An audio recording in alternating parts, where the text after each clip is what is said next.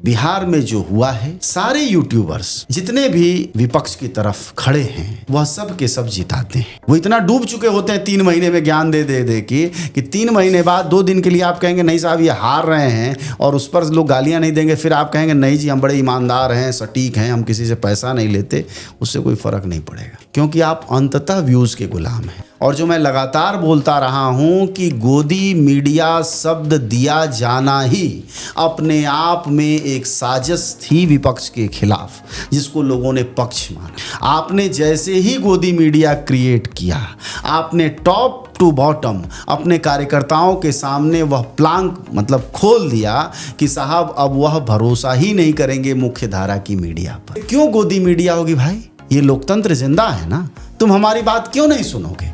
तुम्हारे कार्यकर्ता को प्रदर्शन करना चाहिए था, उनके संपादकों को चिट्ठी लिखनी चाहिए, तो उनके यहाँ धरना देना चाहिए कि तुम हमारी बात क्यों नहीं कहते। ये एक साजिश की तरह है कि आप इसको शिफ्ट करके सोशल मीडिया पर ला दिए, किसको? पूरे विपक्ष को। और मुख्य धारा की मीडिया पर कौन है? वो खुला खेल करने के लिए। और आपको कौन देखता है? तो 80% मुसलमान और 20% सेकुलर। यह एक तरह का साइबर स्कैम है। जितने हितैषी यूट्यूबर दिखाई देते हैं जो अपने कमरों से ज्ञान देते रहते हैं, असल में दुश्मन वही है इनके। वहीं से सारा खेल गड़बड़ होना शुरू होता है, जनता अविश्वास करना शुरू करती है और अविश्वास तब और बढ़ जाता है जब ये यूट्यूबर दिन के 12 बजे तक रिजल्ट के जिताते ही रहते हैं हारने वालों को। आपने कहा दूसरी मीडिया को गोदी मीडिया और इनको महान मीडिया, जिन्होंने कभी 5 संवाददाता नहीं रखे। भाई लोग कहते हैं कोई 20 लाख रुपया कमाता है, कोई 30 लाख रुपया कमाता है।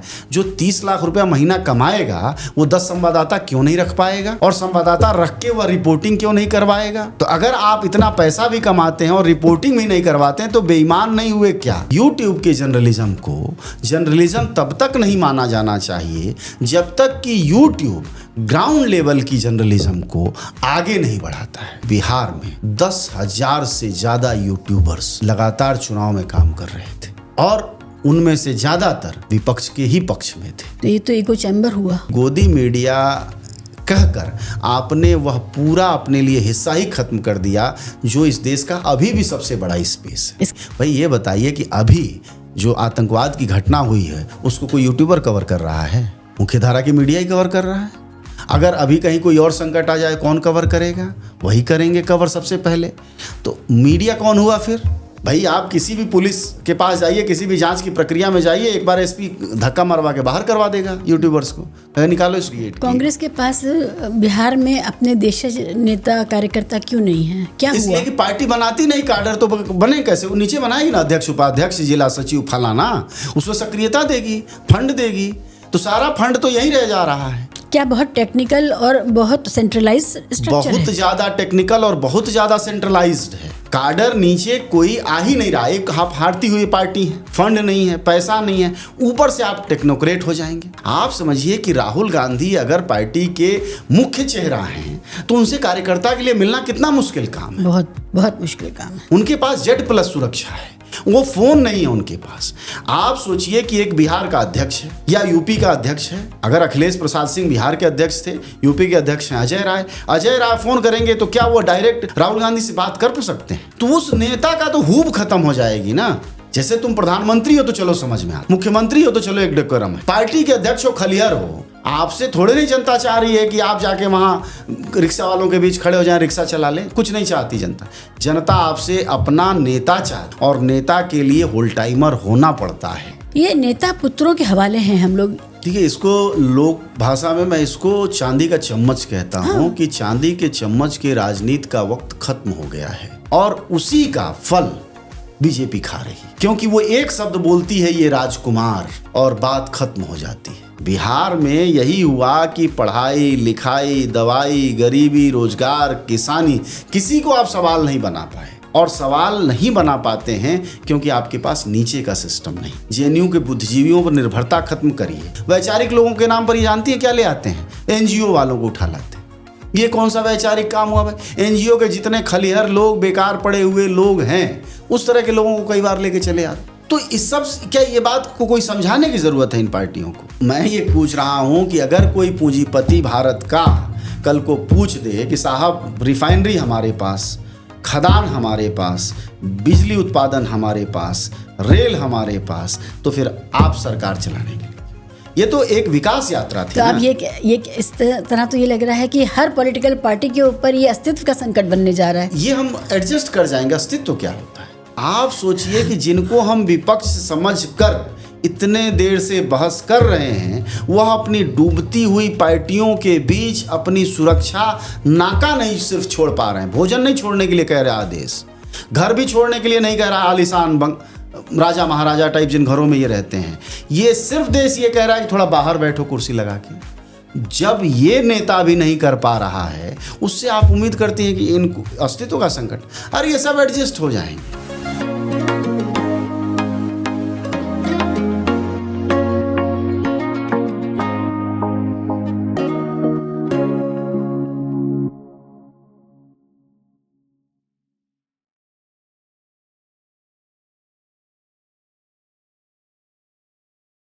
बहुत बहुत शुक्रिया अजय जी।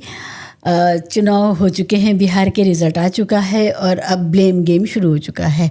आप भी बिहार गए हैं और आपने मुझे, जब पिछली बार हम मिले थे तब भी आप बिहार से ही वापस आए थे, तो मुझे ख्याल है कि आपके पास कुछ ज़मीनी जानकारी होगी। तो इस पर बात करेंगे कि बिहार में जो हुआ है वो उसको किस तरह देखा जाए। उसमें दो तरह की सोच है। एक ये कहती है कि बिहार इसी का रिज़ल्ट यही होना था क्योंकि विपक्ष की तैयारी नहीं थी, विपक्ष के पास कैडर नहीं था, उनके पास होल टाइमर नहीं थे। दूसरा ये है जो इलेक्शन कमीशन के ज़रिए बीजेपी जीतने लगी है, उसको एक तरीक़ा पता चल गया है और उसमें भी बहुत सारे साक्ष्य हैं जो इलेक्शन कमीशन की जो गतिविधियां हैं उसको लेकर के भी, जो पूरा अगर आप चुनाव उसका मतगणना का दिन देखेंगे तो भी आपको पता चलता है कि बहुत सारी ऐसी चीज़ें जो विपक्षी आरोप हैं वो सही लगते हैं कि ऐसे क्यों हुआ, ऐसे क्यों हुआ, ऐसे क्यों हुआ। तो दोनों चीज़ों पर आज हम लोग बात करेंगे। देखिए, दो तरह की जो बातें हो रही हैं, एक तो ये है कि चुनाव आयोग ने गड़बड़ी की है, ये भी बातें कही जा रही हैं, राहुल गांधी ने खुद भी कहा है। और उसके अलावा एक पक्ष यह भी आ रहा है जिसमें कि कार्यकर्ता या नेता वह काम नहीं कर पा रहे हैं जो एक विपक्ष में रहने वाली पार्टियों को सत्ता में वापस आने के लिए करना चाहिए। ये दोनों पहलू हैं। तो पहला जो पहलू चुनाव आयोग वाला है वह सभी कह रहे हैं, वह पार्टियां कह रही हैं। तो मेरा ये मानना है कि यह हमारा काम नहीं है, ये पहला काम पार्टियों का है जो चुनाव आयोग पर बात करें। अगर उनको लगता है कि चुनाव आयोग गड़बड़ कर रहा है तो उसके लिए एक्शन लें। लेकिन ऐसा नहीं हो सकता कि आप चुनाव लड़ें पूरी तैयारी के साथ, फिर आप चुनाव में जाएं, अपनी ऊर्जा लगाएं, आप चुनाव खत्म होने के बाद ये दावे करें अपने कार्यकर्ताओं से, कहें कि हम जीत कर आ रहे हैं। आप तेजस्वी यादव को देखें, वो लिख रहे हैं कि हम जीत के आ रहे हैं। आप अपने कार्यकर्ताओं से कह रहे हैं कि सबलतापूर्वक जहाँ जहाँ मतपेटियाँ यानी ईवीएम बंद हैं वहाँ आप दुर्ग बनाओ, उस पर ध्यान रखो। तो ये सारे भरोसे के साथ आप चुनाव लड़ते हैं। और जब सारे भरोसों के साथ चुनाव लड़ते हैं और चुनाव की गिनती में शामिल होते हैं और जब चुनाव की गिनती में आप हारने लगते हैं, तब आप ये कहते हैं कि वोट की गड़बड़ी है।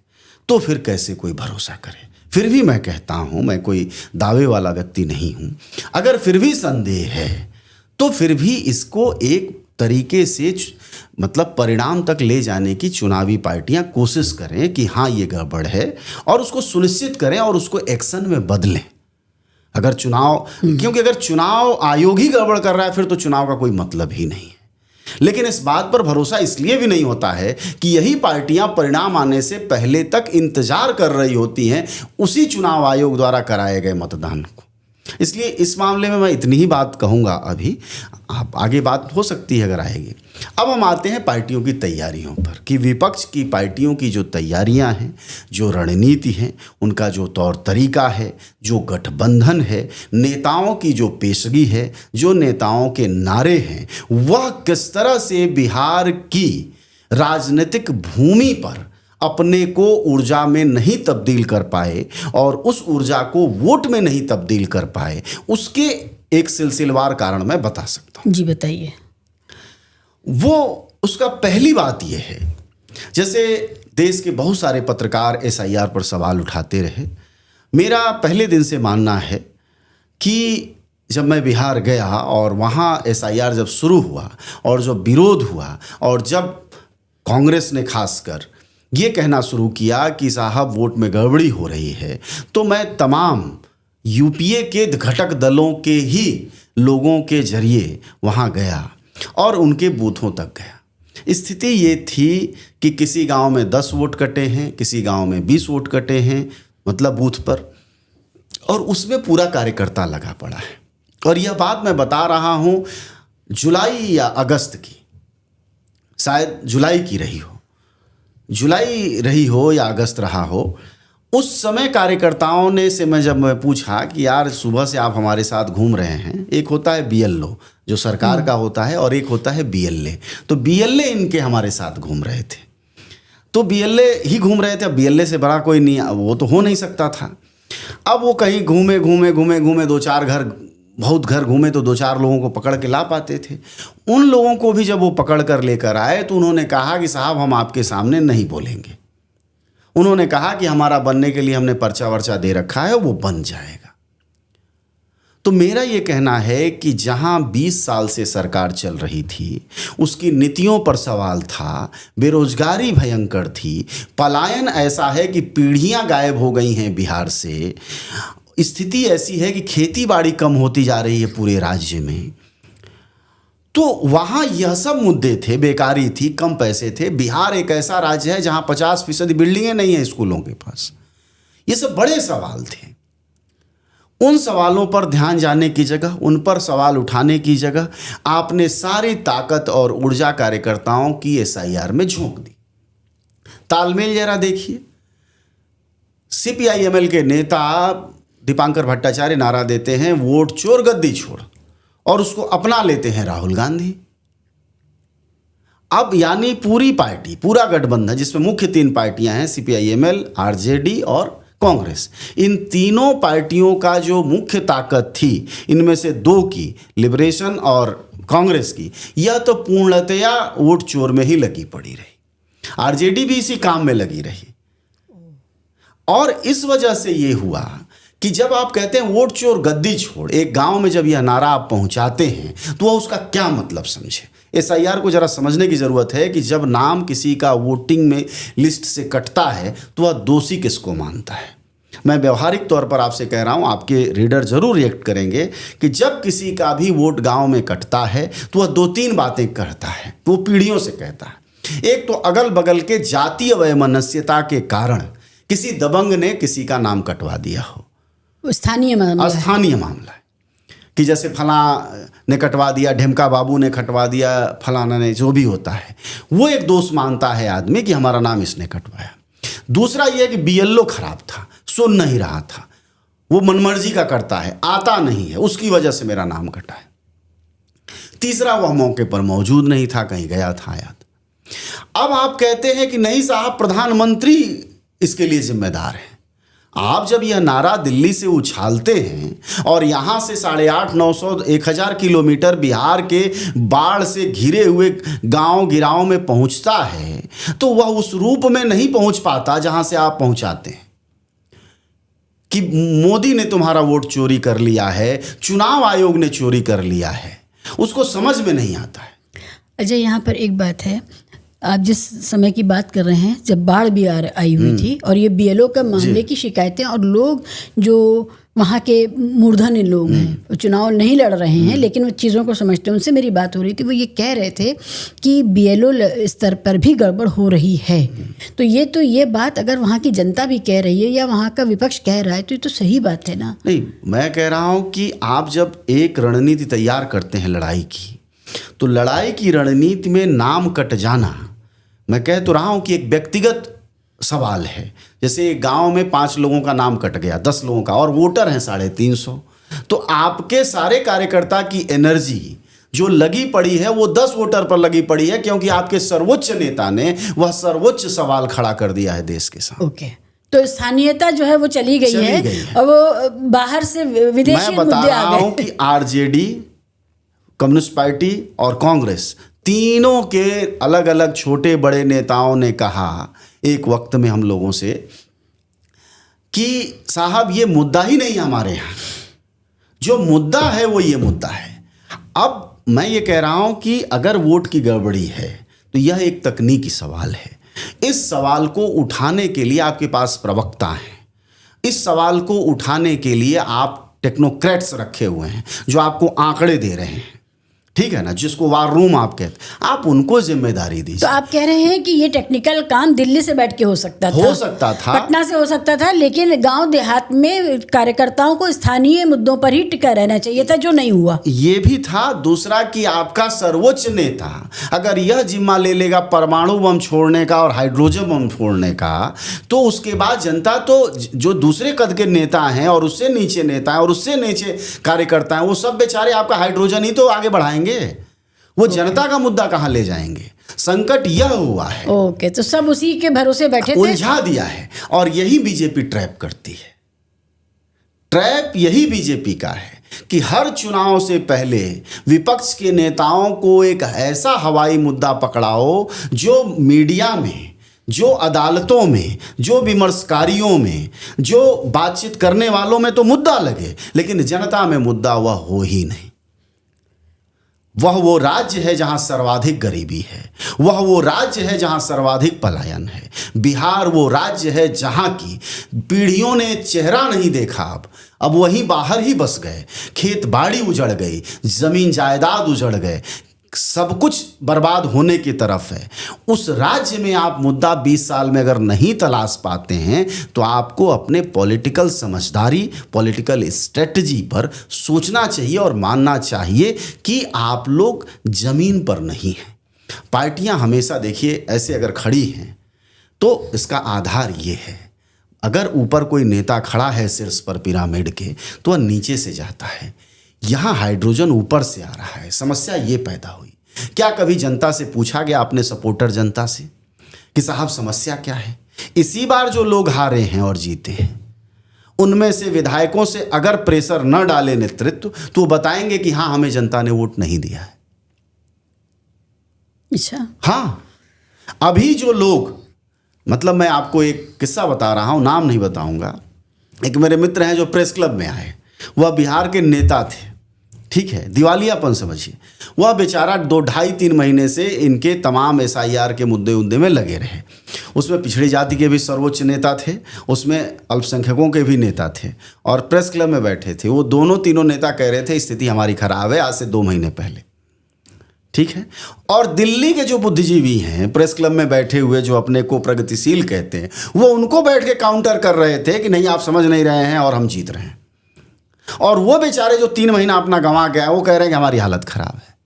यह जो ऊपर से नीचे जाने की प्रक्रिया कांग्रेस ने या विपक्षी दलों ने शुरू की है, यही सबसे बड़ा घात है कि जो जमीन से लौटा हुआ नेता है वह राहुल गांधी की शक्ल लिए नहीं है, इसलिए तुम उसको दिल्ली से बैठ के समझा रहे हो कि साहब ये सच नहीं है, हम जीत कर आ रहे हैं। यही सबसे खतरनाक है आपके लिए।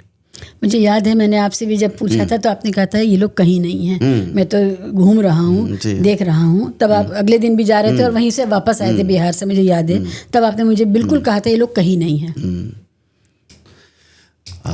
अब सवाल ये पैदा होता है कि इतना बड़ा महागठबंधन है, सबके बड़े बड़े नेता, मतलब कई पार्टियों के हेड वहाँ जा कर के बात कर रहे थे, चाहे वो कम्युनिस्ट पार्टी हो, चाहे वो दूसरे दल हो।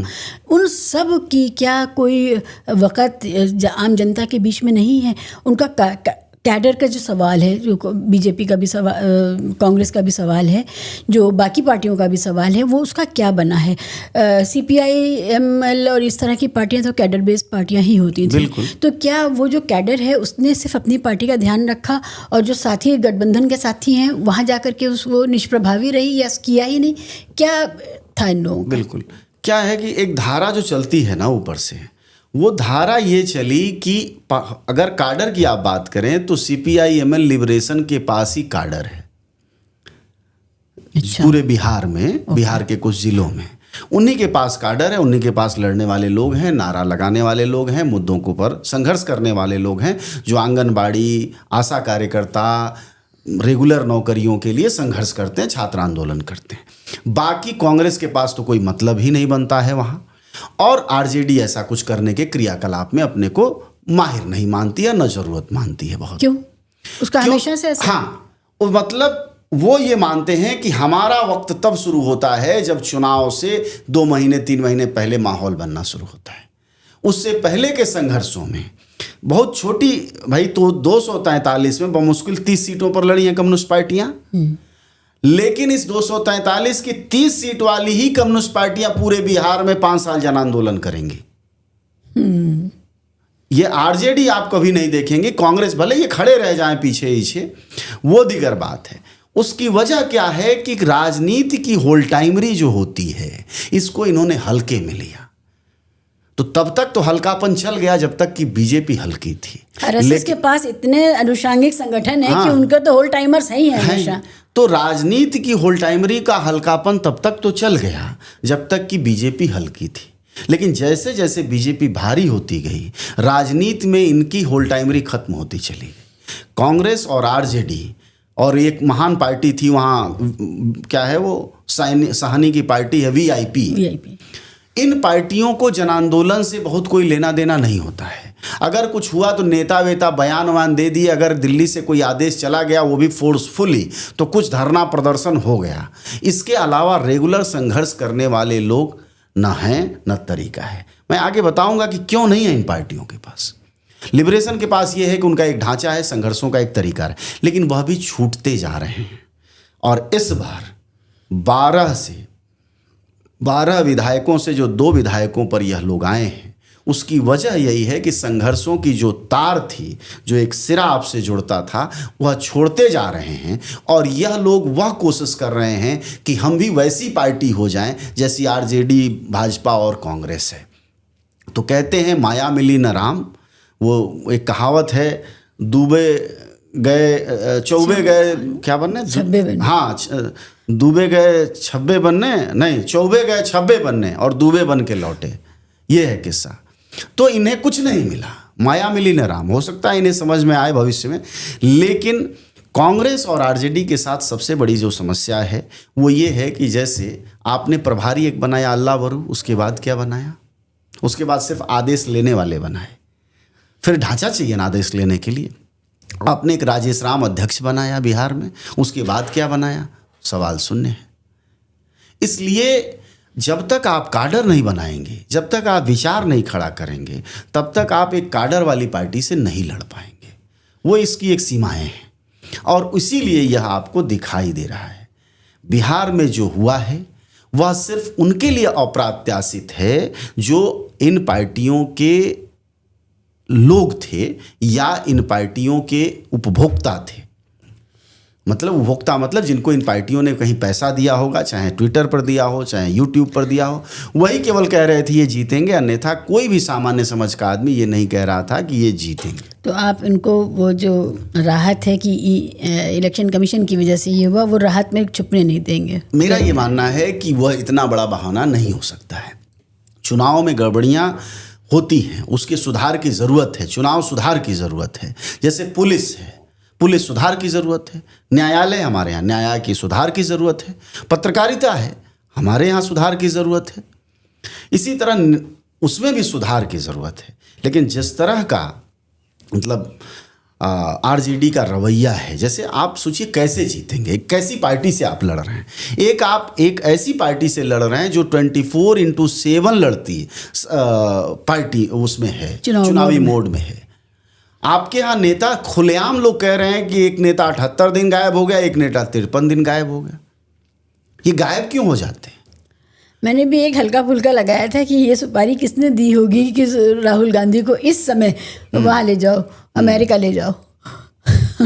कमाल है। उसकी बात नहीं है। इसको थोड़ा और अगर हम गहराई से समझें तो यह बेसिकली पार्टियों के एनजीओकरण का मामला है। जैसे जैसे बीजेपी ताकतवर होती चली गई, अब थोड़ा और पहले समय, जैसे जैसे कांग्रेस ताकत में थी, कम्युनिस्ट पार्टियों का एनजीओकरण हुआ।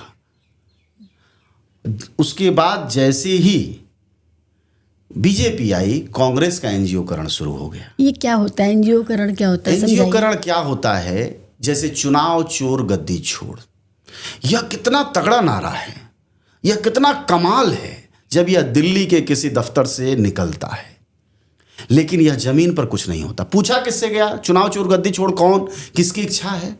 किसी की इच्छा नहीं है। वो कह रहा है हम भुखमरी के शिकार हैं, वो कह रहा है हमारे रोजगार नहीं है, वो कह रहा है हमारी पढ़ाई नहीं है। चुनाव चोर गद्दी छोड़ को आपने लगा दिया। एनजीओकरण ये है कि पार्टी में जैसे नेता हैं लेकिन एक वार रूम है, एकाएक आप मान लीजिए कि किसी को ले जाके बिहार में प्रभारी बना देते हैं, उसमें 100 काबिलियत होगी उस आदमी में, मुझे उससे कोई शिकायत नहीं है। लेकिन बिहार जैसे राज्य में जहां उसको लालू प्रसाद यादव के सामने मुकाबले में बैठना है, वहां अल्लावरू को क्या समझेंगे लालू यादव? वह साउथ इंडिया से आया हुआ युवा जब बिहार में पिछले 60 साल से तपे हुए आदमी के सामने बैठेगा, वह भी अपने देसीपन भदेसपन के लिए विख्यात है पूरी दुनिया में। उस आदमी का मुकाबला करने के लिए जब मुकाबले पर बैठेगा वह लालू के सामने, क्या बोलेगा वो? अरे लालू कहेंगे पहले जाओ देख के आओ, बोलने देंगे वो। तो आपने पहले दिन से ये स्थिति क्रिएट की, पहले दिन से आपने स्थिति क्रिएट की। कांग्रेस के पास बिहार में अपने देशज नेता कार्यकर्ता क्यों नहीं है? क्या हुआ? इसलिए कि पार्टी बनाती नहीं, काडर तो बने कैसे? वो नीचे बनाएगी ना, अध्यक्ष उपाध्यक्ष जिला सचिव फलाना, उसमें सक्रियता देगी, फंड देगी, तो सारा फंड तो यहीं रह जा रहा है।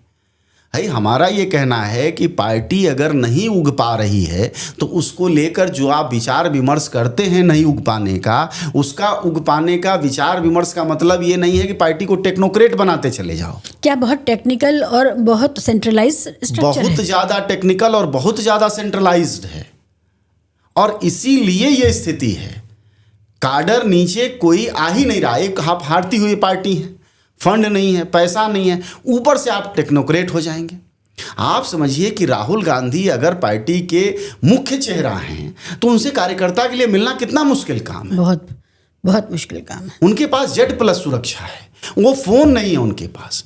आप सोचिए कि एक बिहार का अध्यक्ष है या यूपी का अध्यक्ष है, अगर अखिलेश प्रसाद सिंह बिहार के अध्यक्ष थे, यूपी के अध्यक्ष हैं अजय राय फ़ोन करेंगे तो क्या वो डायरेक्ट अखिलेश यादव से माफ़ करिएगा राहुल गांधी से बात कर सकते हैं?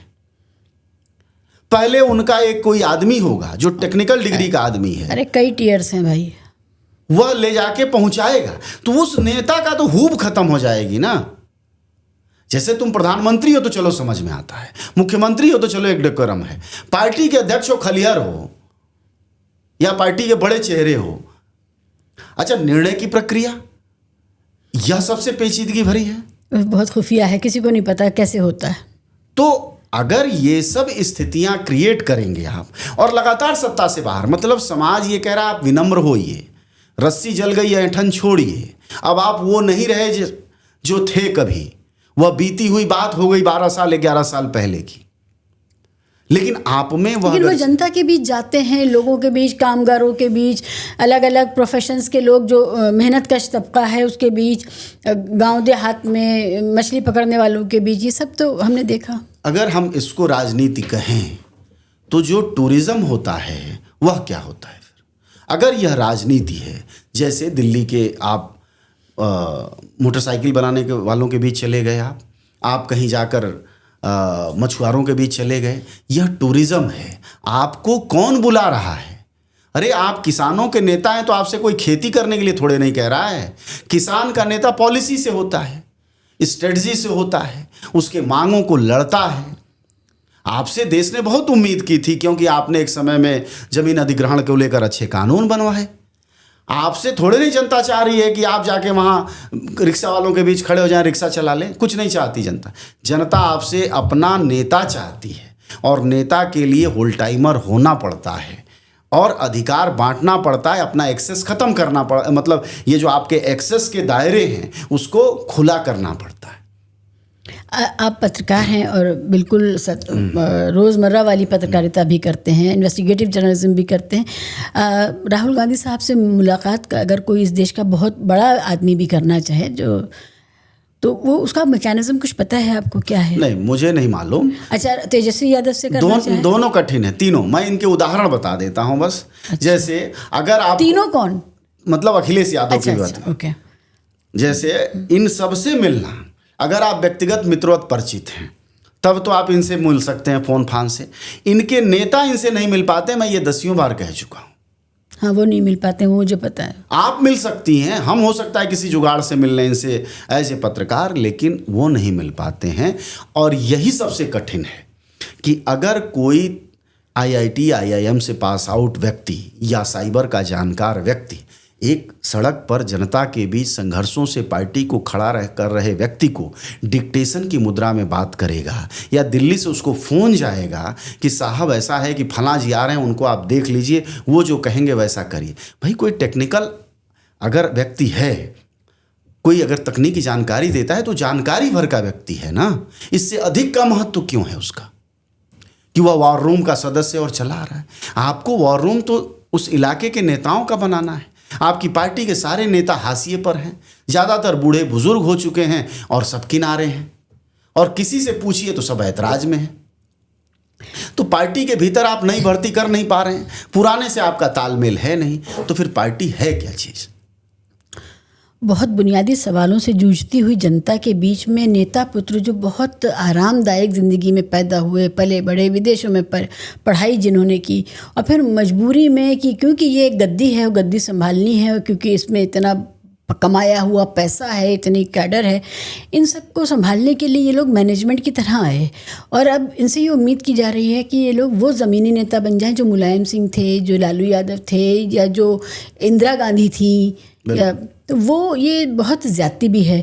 तो मुझे ये लगता है कि ये नेता पुत्रों, और मैं यहाँ की ही बात नहीं कर रही हूँ, मैं तो देखिए उधर उद्धव ठाकरे ने अपनी पूरी पार्टी गंवा दिया, बंदे को पता ही नहीं चला, पूरी पार्टी शिफ्ट हो गई, अकेला रह गया मुख्यमंत्री। कश्मीर में देख लीजिए, एक नेता पुत्र, बल्कि दोनों ही नेता पुत्र पुत्री हैं, और फिर उनकी भी पुत्री हैं। तो ये जो पूरा देश है, हरियाणा और महाराष्ट्र, ये उत्तर प्रदेश, बिहार, DMK, अगर जयललिता ख़त्म ना हो गई होती तो फिर वहाँ पर भी यही सब चल रहा था, लेकिन चलो अब स्टालिन को वहाँ कोई चुनौती नहीं है। ये नेता पुत्रों के हवाले हैं हम लोग। किसी भी राजनीति में, डेमोक्रेसी में विपक्ष तो चाहिए, तो ये वाला एडहॉक विपक्ष कब तक? देखिए, इसको लोक भाषा में मैं इसको चांदी का चम्मच कहता हूँ कि चांदी के चम्मच के राजनीति का वक्त खत्म हो गया है, और जनता ऐसे सोचती है कि अगर संघर्ष वो करेगी, लड़ेगी, वो नारे वो देगी, जनता वो लोगों को वो जुटाएगी, चंदा वो जुटाएगी, मुकदमे वो झेलेगी, तो नेता भी वही बनेगी। यही स्वीकार्यता ये चांदी के चम्मच नहीं ले पाते हैं। दूसरा जो इनमें हनक है वह राजाओं वाली है। जैसे डेमोक्रेसी में जब आप नेता ले आते हैं तो एक लेयर पर ले आते हैं, ऐसे नहीं होता है नेता। सही ऐसे है, यानी एक आदमी यहाँ है, बाकी सब यहाँ है, और यहाँ से जनता, ये सब गैप है। इस गैप को ये चांदी के चम्मच नहीं भर पा रहे हैं। और आज अगर आप देखें तो भारतीय राजनीति में लगातार हाशिए पर जा रहा विपक्ष के तारणहार ज़्यादातर चांदी के चम्मच हैं, जिनमें ये 2-3 बड़े राज्य हैं, उत्तर प्रदेश है, बिहार है, और दिल्ली में तो है। तो मेरा ये कहना है कि पॉलिटिक्स, देखिए, एक बार मैं आशीष नंदी का एक इंटरव्यू कर रहा था। आशीष नंदी ने इंटरव्यू के दौरान कहा, बड़े समाजशास्त्री हैं, उन्होंने कहा कि राजनीति, सिनेमा और क्रिकेट, इन 3 जातियों, इन 3 सामाजिक कामों में जाति, धर्म, पैसा टूट गया है, और यह टूटने लगा था। पिछले 30 सालों में आप देखेंगे लगातार टूटता आ रहा था, लेकिन 2010 के बाद राजनीति में वापस पैसा कायम हो गया, वापस परिवार कायम हो गया, वापस जमींदारी कायम हो गई, और उसी का फल बीजेपी खा रही है। क्योंकि वो एक शब्द बोलती है, ये राजकुमार, और बात खत्म हो जाती है। इस स्वीकार्यता को, अगर राजनीति के आप नेता हैं ना, तो अगर आपको राजनीति चलानी है तो इस स्वीकार्यता को रखिए अपने पास। आप स्ट्रेटजी तैयार करिए, आप नए नेताओं को पैदा करिए। तो नए नेताओं को पैदा होने की हालत ये है कि आपका कोई सामने नेता ही नहीं आ रहा है, क्योंकि आप मालिक की तरह व्यवहार है। जैसे इन तीनों पार्टियों में, ये जो तीनों पार्टियां हैं, चूंकि काडर बेस पार्टी, इसकी तुलना भाजपा से नहीं कर सकते भाई। भाजपा एक काडर बेस पार्टी है, वह नीचे से कार्यकर्ता लेके आ रही है। कौन जानता था भजन लाल शर्मा को, कौन जानता था ये यादव को, जो मुख्यमंत्री हैं हमारे मध्य प्रदेश के मोहन यादव, या छत्तीसगढ़ के मुख्यमंत्री को, ये सब नीचे से आए लोग हैं। क्या ऐसी कोई भर्ती इनके यहाँ भी हो रही है? क्या ऐसे कोई नेता इनके यहाँ भी आगे आ रहे हैं? आरजेडी में कुछ प्रवक्ता तो दिखी हैं। हाँ, उन प्रवक्ताओं पर भी बात कर ही लेनी चाहिए, क्योंकि जब हम बिहार के नुकसान पर बात कर रहे हैं तो मैं इस बात को ख़त्म करके यहाँ आता हूँ कि ये चांदी के चम्मच ने, चूंकि यही निर्णायक है, और इनके बाद फिर नेता नहीं है, फिर इसके बाद टेक्नोक्रेट्स हैं। मैं बार बार कह रहा हूँ ये शब्द। वो ये है जो तकनीक जानते हैं, वो आंकड़ों में बात करते हैं, वो जादू की तरह बात करते हैं, और वह इन नेताओं को प्रभावित कर देते हैं। जैसे एक जमीनी नेता जादूगर की तरह बात नहीं करता है। वो कहेगा हाँ हम देखते हैं, कर रहे हैं, कोशिशें चल रही हैं, तैयारियां हो रही हैं, कुछ लोग जुट रहे हैं, सम्मेलन हो रहे हैं, ये हो रहा है। लेकिन टेक्नोक्रेट क्या बात करता है कि साहब इस इलाके में इतने वोट हैं, ये वोट इस जाति का है, ये धर्म का है, ये समाज का है, ये महिला है, ये पुरुष है, ये बच्चे हैं, इसमें इतने पलायन कर गए, इससे अगर इसकी सेटिंग हो जाए, उससे इसकी सेटिंग हो जाए तो हम यहाँ जीत जाएंगे। यह बात इन चांदी के चम्मचों को समझ में आ जाती है, और इसीलिए इनके वार रूम में हमेशा वो लोग हैं जो खुद भी नेता नहीं है। इन तीनों पार्टियों के जो वार रूम के सदस्य हैं उनमें से एक भी नेता नहीं है। सब इन्हीं के लोग हैं, इन्हीं के दोस्त मित्र, दूसरी चीजें हैं, रिश्तेदार नातेदार जो। इसलिए नुकसान हो रहा है राजनीतिक तौर पर, और यह नुकसान कोई छोटा नुकसान नहीं है, यह विपक्ष का नुकसान है।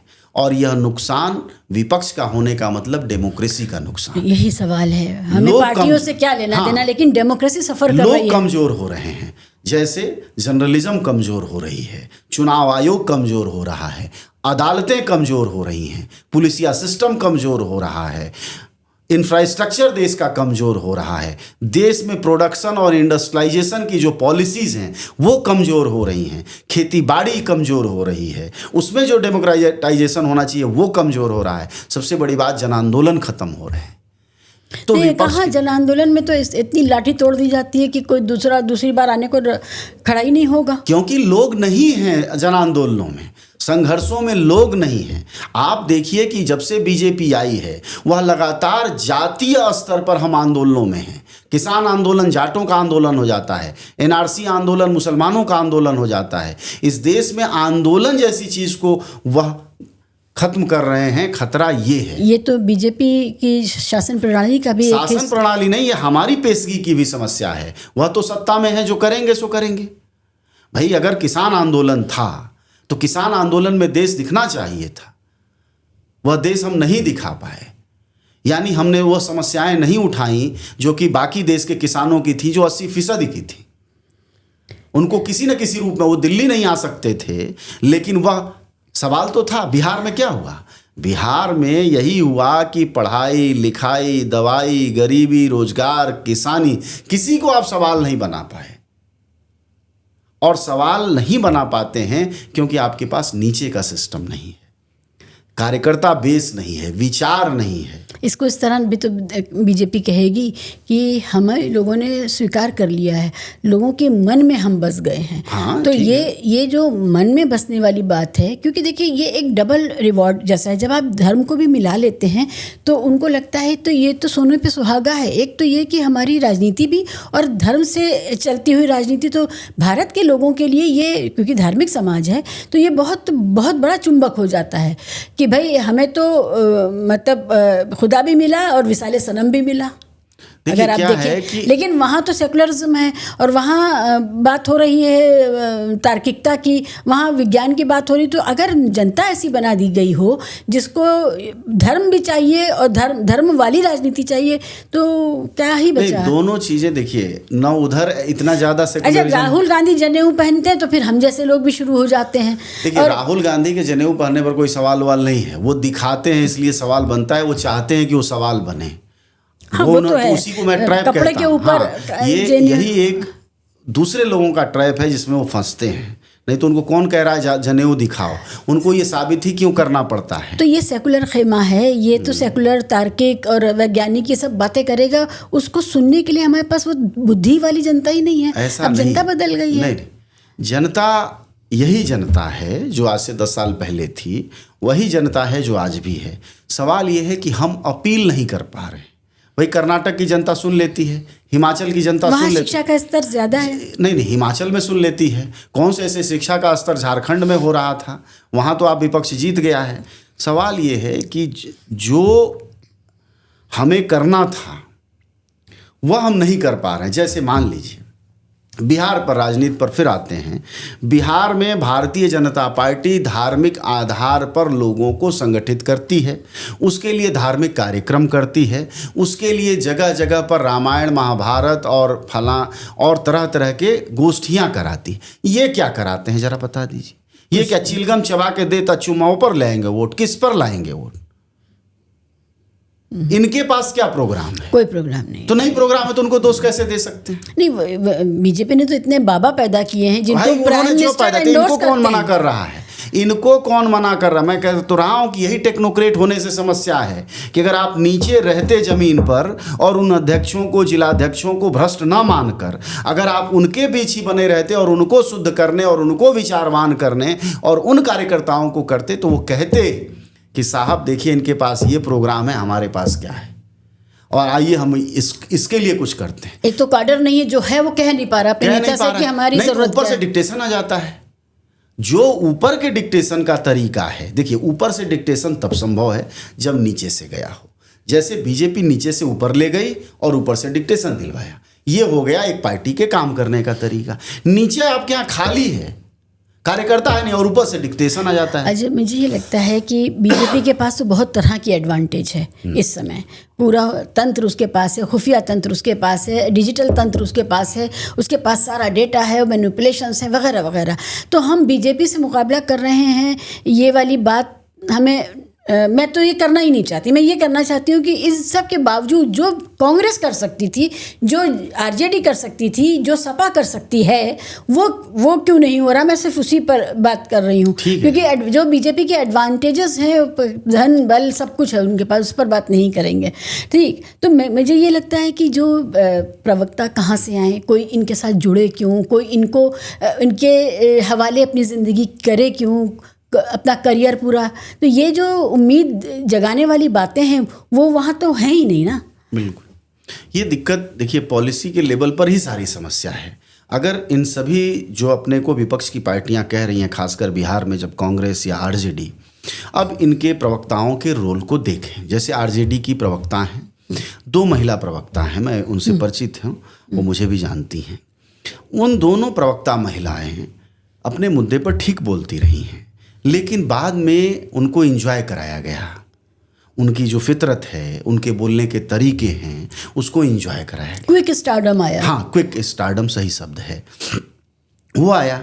दूसरी बात ये हुई कि उसका लोगों ने इस्तेमाल किया उस स्टारडम का, और तमाम यूट्यूब चैनलों पर उनकी जो भदेसपन था, उनका जो जातिवादी टारगेट था, उनको विशेष तरह का जो बोलने का एक अंदाज था, उन सबको मीडिया तो कैश कर ले गई अपने क्लिक में जो यूट्यूबर्स थे, लेकिन इससे पार्टी का नुकसान हुआ। अब अगर आप किसी बैठे हुए प्रवक्ता से आप बहस कर रहे हैं तो बहस की एक सीमा है, उस बहस का एक तरीका है। दूसरी बात कि आपका सपोर्ट करे या विरोध करे, एक तीसरा आदमी भी उस बातचीत को देख रहा होता है, जो जज करता है, और वही जज करने वाला व्यक्ति ही बिहार का मानता है कि ये प्रवक्ता ठीक नहीं है। दूसरा, फिर मैंने वही कहा कि यह अंग्रेजी प्रेम, ठीक है, अंग्रेजी प्रेम, जेएनयू प्रेम, जेएनयू की खासियत और आंकड़ों की जानकारी, जाहिर तौर पर इन दोनों महिला प्रवक्ताओं या और भी जो प्रवक्ता हैं जेएनयू से निकले हुए, उन सबको ज्ञान का स्तर, विधि की जानकारी, समझदारी ज़्यादा होगी, लेकिन बिहार के ज़रूरी मुद्दों की, विनम्रता की, सलाहियत की यह जानकारी सालों साल में आती है। और हुआ क्या कि जो प्रवक्ता हैं, इनके चक्कर में जो पुराने दूसरे प्रवक्ता थे आरजेडी के, वो हाशिए पर चले गए, और यही सभी टीवी चैनलों की पहली पसंद बन गई, क्योंकि इनको लोग सुनने आते थे। तो इनके जरिए टीवी चैनलों को मुनाफा हुआ, इनके जरिए इनको जो मिला होगा सो मिला होगा। अपना करियर आगे बढ़ा, अगर बढ़ा होगा तो बढ़ा होगा, लेकिन करियर तो इन लोगों का आरजेडी में ही था, पता नहीं जो भी हो, लेकिन इससे पार्टी को नुकसान हुआ। ये बात अच्छी प्रवक्ता है, इससे पार्टी को क्या नुकसान? देखिए, अच्छी प्रवक्ता, मैं ये नहीं कहता बुरी प्रवक्ता है, भाषा जो है प्रवक्ता की, ओके, वह बहुत मायने रखती है। आप किसी को चिढ़ा नहीं सकते हैं। आपको जब चैनल बुलाने लगता है रिपब्लिक भारत, जिसको आप मानते हैं आपका नेता कहता है, आपके बड़े नेता कहते हैं कि भगा दो, हटाओ, आपके जो सर्वोच्च नेता हैं आरजेडी के, वो नेता जिस चैनल को नहीं देखना चाहते, सुनना चाहते, अगर वो आपको बार बार बुला रहा है, जो मतलब नुकसान कम्युनिस्ट पार्टियों ने कभी जा के चैनलों पर अपना किया, वही नुकसान आरजेडी का इस बार प्रवक्ताओं के जरिए हुआ, कराया गया, संयोग था, जो भी था, लेकिन उससे नुकसान हुआ है। इसीलिए प्रवक्ता को एक अनुभव होना, और सबसे बड़ी बात कि आप जेएनयू से गांव जाओ, थोड़ा पार्टी काडर की तरह 4-5 साल काम करो। तो चूंकि अब इनके हाथ कोई सिस्टम ही नहीं है भाई, अगर मैं ये राय दे दूं और कल सीधे स्टूडियो चली गई, कल को अगर मुझसे पूछ नहीं ये प्रवक्ता मिलने पर कि भाई हम कहाँ जाएं, तुम बताओ जो कह रहे थे, तो वाकई मेरे पास कोई जवाब नहीं है। तो इसका मतलब ये है कि लालू यादव की पार्टी को काडर बेस पार्टी बनाना होगा, परमानेंट कार्यकर्ता खड़ा करना होगा, और मुकाबला आपका बीजेपी से है जिसने अब जीतना सीख लिया है। 2012 तक कहा जाता था कांग्रेस को जीतने आता है चुनाव, उसी तरह अब बीजेपी को चुनाव जीतने आ गया है। अब आप हल्के में नहीं लीजिए, जो आपने कहा कि उसके पास तकनीकी है, पैसा है, स्रोत हैं, संसाधन हैं, सारी एजेंसियां हैं, और वह सत्ता में है। तो इन सबके बावजूद बीजेपी आपको लेके आई ना नीचे। ये सब कुछ तो 2014 तक उनके पास भी था, कांग्रेसियों के पास भी था, लेकिन खत्म हुए वो। तो इस तरह की आपको रणनीति चाहिए, और वह रणनीति हमेशा नीचे से ऊपर जाएगी। आप काडर बेस बनाइए, हीरोइज्म खत्म करिए, चांदी के चम्मच खत्म करिए, जेएनयू के बुद्धिजीवियों पर निर्भरता खत्म करिए, और शहरी बुद्धिजीवियों के ज्ञान, आंकड़े, तार्किकता से ज़्यादा जरूरी है ग्रामीण स्तर के भदेसपन को समझिए, उनकी ज़रूरतों को समझिए, वहाँ से नारे निकालिए। तब हो सकता है कि आप चुनाव चोर गद्दी छोड़ की जगह कोई दूसरा नारा निकाले होते, और आज जो रिजल्ट आपको दिखाई दे रही है स्लाइड विक्ट्री, वो हो सकता है हार होती, लेकिन ऐसी नहीं होती। एक चीज़ और जो निजी तौर पे भी पता चली है, आरजेडी के जो कैंडिडेट्स हैं, ख़ासकर जो यादव कैंडिडेट्स हैं, उनका जो व्यवहार है वो बहुत इम्पीरियलिस्ट व्यवहार है। वो ऑलरेडी ख़ुद को जीता जैसा मान रहे हैं। कई जगह पर ऐसे मामले हैं जहां मुसलमान कैंडिडेट है या कोई कार्यकर्ता है, उसके साथ बहुत गड़बड़ हुई, मतलब अपराध हुआ है, उसके साथ हिंसा हुई है, उसको सरेआम उसकी बेइज्जती हुई है, उसकी तजलील हुई है। तो अंदर से, ऊपर से एमवाई कॉम्बिनेशन कुछ भी हो, क्या अंदर से एमवाई में बहुत ज़्यादा फाड़ है, और मुसलमान वहाँ पर ये महसूस कर रहा है कि हम तो सिर्फ दरी बिछाने और जूता उठाने के लिए बचे हैं, और जब भी सत्ता में आएंगे तो मलाई इन्हीं के पास आएगी। हाँ, एमवाई समीकरण भी ज़रूरी है समझना कि एक समय में जैसे बसपा ने भी दलित वोटरों को अपना जर खरीद मान लिया था, अभी भी ये पार्टियां ये सोचती हैं कि वही वोट देंगे। लेकिन इस बार भी पर्याप्त संख्या में इन जातियों ने, खासकर यादव समाज ने वोट किया है बीजेपी को, और वजह ये है कि, और गफलत क्या है, मैं पिछले चुनाव में भी एक बार सवाल उठाया था कि मध्य प्रदेश का यादव सांप्रदायिक है क्योंकि वहाँ उसके पास कोई यादव मुख्यमंत्री नहीं है। हरियाणा का यादव सांप्रदायिक है क्योंकि उसके पास वहाँ कोई मुख्यमंत्री नहीं है। लेकिन वही यादव बॉर्डर पार करते ही 2 किलोमीटर पर, फरीदाबाद से नोएडा आप पार करिए, 1 किलोमीटर का फासला है, और वहाँ पार करते ही वो सेकुलर हो जाता है। ऐसा कौन सा केमिकल रिएक्शन होता है? इस सवाल को अगर कांग्रेस नहीं तरजीह देगी, और इस सवाल को आरजेडी और अखिलेश यादव नहीं तरजीह देंगे, तो वह जीवन भर कोशिश करते रह जाएंगे, लेकिन सत्ता में अब आ पाना मुश्किल है, क्योंकि बीजेपी ने वह विकल्प खड़ा कर दिया है दूसरी जातियों के पास कि हम तुम्हारे दरवाजे न जाएं। जब आप कह रही थी प्रवक्ताओं की बात, तो मैं यह बताना चाहता हूं अब कि जब ये यादव समाज के लोग टारगेट करते हैं सवर्ण समाज के लोगों को, पिन पॉइंट करते हैं, तो उससे सवर्णों का कुछ बिगड़ता नहीं है। आर्थिक संरचना में उनका बहुत कुछ बिगड़ता नहीं है, कुछ समझते नहीं है। लेकिन उस भाषा को, उस तौर तरीके को देखकर जो यादवों से नीचे की पिछड़ी जातियां हैं वो हड़क जाती हैं कि भैया ये बदलने नहीं हुए हम, मतलब आप सवर्णों का कुछ कर नहीं पाते हैं, क्योंकि वो आपकी आर्थिक स्थिति, राजनीतिक स्थिति, सामाजिक स्थिति में आपकी बराबरी में है, आपसे ऊपर है। आप मतलब न सवर्णों में, मतलब उससे क्या होता है कि सवर्णों को आप किनारे कर देते हैं, पिन पॉइंट करके, वो चिढ़ जाते हैं। तो एक तो वो 10% को आप होल सोल दे आते हैं बीजेपी के ऐसे, बाकी जो नीचे की जातियां बसती हैं, जिसमें कुशवाहा, कुर्मी, पटेल, लोध, ये तमाम जातियां हैं, उनको आप हड़का आते हैं। जब आप टक्कर लेते हैं सवर्णों से और उनको चिढ़ाते हैं तो उनको लगता है बाप रे बाप, ये तो इतने ताकतवर हैं, ये वही तरीका है इनका। यह नुकसान लगातार आप झेल रहे हैं और उस नुकसान की भरपाई यही है कि आप पार्टी में परिवर्तन कीजिए। जैसे अखिलेश यादव ने पिछले चुनाव में जो भी परिवर्तन किया था, उस परिवर्तन का एक हिस्सा ये था कि संविधान खत्म हो जाएगा, यह उत्तर प्रदेश के दलित समाज के लोगों में बात बैठ गई थी, बीजेपी आएगी। और चूंकि उनके यूपी के 4 नेताओं ने बीजेपी के कह दिया था, जिसमें 3 सांसद भी थे, तब लोगों को और भरोसा हो गया था, तो तभी वो गया था। इस बार वह जाएगा, इसकी बिल्कुल उम्मीद नहीं करेंगे। इसके लिए अभी से तैयारी करना होगा। हमारा कहना है कि पीडीए समाज को जोड़ने की चीज होती है, पीडीए किसी को चिढ़ाने की चीज नहीं होती।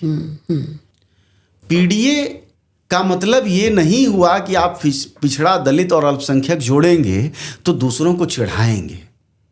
आप यह चिढ़ाने की राजनीति बंद करिए। ये हुआ बिहार में, खूब हुआ। ये प्रवक्ताओं की जो भाषा है क्या है, ये प्रवक्ता चिढ़ा देते हैं। आप सोचिए कि बिहार में एक यूट्यूब चैनल पर जाके किसी पत्रकार ने ये कह दिया कि जब लालू यादव की सरकार थी तो प्रतिदिन 100 अपहरण होते थे। उस पर आरजेडी के ऑफिशियल पेज पर उसको जो है वो धमकी जैसी बातें कही गई हैं। अरे मैं कहता हूं कि 100 नहीं तो 10 तो थी ही। व्यापार तो था ही, उद्योग था ही अपहरण बिहार में। इस बात को आज स्वीकार कर लेने में तकलीफ क्या है भाई? अगर मान लीजिए कि मैं सवर्ण समाज से आता हूं और मुझे कोई कहे कि तुम्हारी पिछली पीढ़ियों ने अत्याचार किया है, तो इसको मान लेने में हमें क्या दिक्कत है भाई? इतिहास में है ना लिखा हुआ, तौर तरीकों में तो है दर्ज कि हाँ सवर्णों ने अत्याचार किया और जाति के नाम पर समस्याएं पैदा हुई, तो इसको मैं आज स्वीकार कर लूंगा तो कौन सी मुझे दिक्कत आ जा रही है? यह तो सामान्य समाज की धारा है। वैसे ही बिहार में ठीक स्थितियां नहीं थी। अब कहेंगे नहीं साहब सड़क थी 1995 से पहले, कौन मान लेगा? कह देंगे कोई हॉस्पिटलाइजेशन का सिस्टम था, कोई पुलिस थाना था, जो था वो चलता नहीं था। अब है ये सब। देखिए मुकाबले में तो है, इसमें कोई अस्वीकार्यता नहीं। सड़क तो वाकई बहुत ज़्यादा ठीक ठाक है। अब ये कहना, मैं ये भी पत्रकार नहीं हूं, ना विश्लेषक हूं, ये कह दूं कि नहीं साहब बहुत हो गया। मेरा कहना है कि 1995 के बाद ही 1990 ही में ही उदारीकरण आया। हो सकता है कि लालू यादव भी 2000 में रहते तो भी यही तो भी हो सकता है यही होता, क्योंकि 1990 में जब उदारीकरण और निजीकरण की प्रक्रिया शुरू हुई तो सरकार के पास पैसे आए, निजी उद्योगपति सामने आए, सरकार ने इंफ्रास्ट्रक्चर की तरफ जोर बढ़ाया और क्योंकि उसको लगा कि जब इंफ्रास्ट्रक्चर बढ़ाएंगे तभी हमारी इकोनॉमी मजबूत होगी। अच्छा ये बताइए, जो जंगल राज कहा जाता है, हाँ। हम जो खबरें देखते हैं इस समय तो बहुत ज़्यादा जंगल राज, महाजंगल राज सच में है। तो उस जंगल राज को याद कर करके आज के जंगल राज को भुला देना, ये कैसे हो गया? ये जनता को क्यों नहीं स्ट्राइक किया कि अभी भी तो वो समाज में पीड़ित है, या ये सच में ऐसा है कि महिलाएं वहाँ सुरक्षित हैं? तो फिर वो खबरें कौन सी हैं जो छोटी छोटी महिला लड़कियों के साथ इतना? राजनीति में हमेशा ना मुकाबले की बात होती है, रिलेटिव होता है। कोई ऐसा नहीं पवित्र स्थल बन गया है नीतीश कुमार के आने के बाद और कोई बहुत बढ़िया हो गया है। जैसे मायावती जब आई उत्तर प्रदेश में ना, तो मायावती जब सत्ता में आई तो इसका मतलब ये नहीं था कि उन्होंने दलितों का बिल्कुल कल्याण कर दिया था, लेकिन दलितों ने उनको वोट दिया, दलितों ने अपना नेता माना, क्योंकि वह पहली ऐसी नेता थी उत्तर प्रदेश की जिन्होंने दलितों को सम्मान दिया, जिन्होंने दलितों को चौराहों पर बराबरी में खड़ा होने का साहस दिया। तो इसलिए दलित उनको आज भी तमाम बुराइयों के बावजूद, तमाम राजनीतिक रूप से झुकने के बावजूद उन्हें पसंद करते हैं। और अगर एक बार वह सिर्फ दोबारा पलट जाएं और एक बार जोरदार भाषण दे दें कि हाँ साहब हम मुकाबले में आ रहे हैं, मैं दावे के साथ कहता हूँ फिर एक बार उनके साथ दलित समाज आ जाएगा। ठीक यही बात बिहार में है। ऐसा नहीं कि नीतीश कुमार ने कोई आमूल चूल परिवर्तन कर दिया, लेकिन जो नहीं था उसके मुकाबले था ही राजनीति है। तो 1995 के बाद जो विकास प्रक्रिया चली, जिसमें लिबरलाइजेशन और प्राइवेटाइजेशन का भी था, जिसमें कि फंडिंग हुई, जिसमें कि WTO से लेकर दुनिया विश्व बैंक से पैसे आए, उन सबके योगदान के जरिए विकास हुआ। वह पूरे देश में सड़कें बनी, बिहार में पहली बार बनी ढंग से। तो संभव है कि लालू प्रसाद यादव भी उसके बाद आते तो हो सकता वो आता, लेकिन लालू प्रसाद यादव के रिजीम में गुंडागर्दी खुलेआम थी। इसको अस्वीकार नहीं किया जाना चाहिए। स्कूलों की हालत बहुत ख़राब थी, पढ़ाई लिखाई खराब था, जातिवादी हिंसा ज़्यादा थी, गुंडागर्दी बढ़ी हुई थी, इससे किसी को इनकार नहीं है। बिजली नाम की कोई चीज़ नहीं थी। बिजली की हालत ये थी कि एक फिलामेंट जल जाए आपके दरवाजे, वो भी शाम को 6 बजे से 9 बजे तक, तो आप मानिए कि आपके यहाँ बिजली आती है।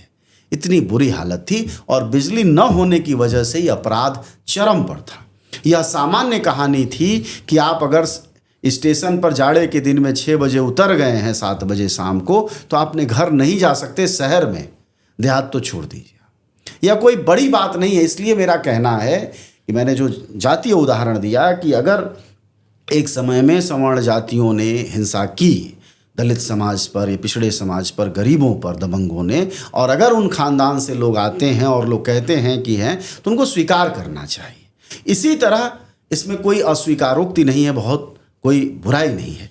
इसका लाभ जरूर मिल जाता है जब आप पेशगी अलग करते हैं। जैसे जंगल राज का लाभ क्या मिला, आप रिकॉल कैसे कराते हैं। बीजेपी कहना शुरू करती है जंगल राज, और आपका नेता व्यवहार में दिखाने लगता है, जो अभी आप कह रही थी नरकटियागंज के बारे में या कहीं और के बारे में। जी हाँ।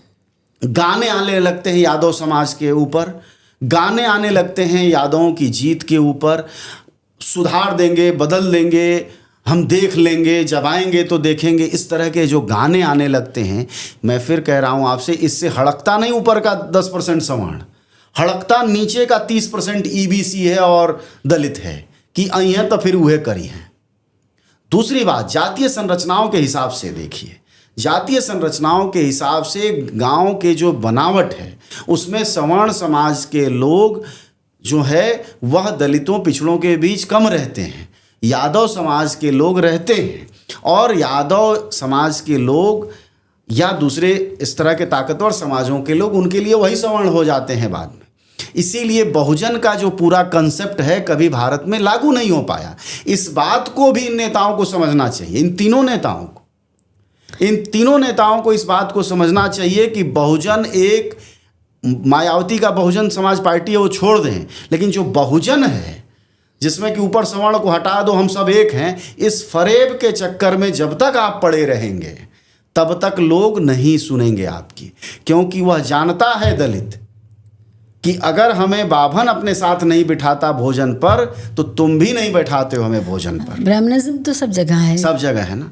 तो इसलिए इस फजूल में बुद्धिजीवी पड़ जाए, प्रोफेसर पड़ जाए, रिसर्चर पड़ जाए, लेखक पड़ जाए, तो उसकी जीवन का तो तारणहार हो जाता है। लेकिन अगर नेता इस फजूल की बहस में पड़ जाएगा तो उसकी कहानी ऐसी ही होगी जो दिखाई दे रही है। तो जो चीज़ें, जो समीकरण आपको कागज़ पर बड़े मैथमेटिक्स में सही लगते हैं, वो वहाँ उतरते नहीं होते, क्योंकि वहाँ पर व्यवहार कुछ और है। अब आपको बताएं, जैसे ही यादव समाज का नाम आता है, ऐसा हम सोचते हैं कि वही एक सेकुलर है हिंदुओं में। अरे काहे भाई सेकुलर? मैंने पूछा तो हरियाणा में क्यों सांप्रदायिक है?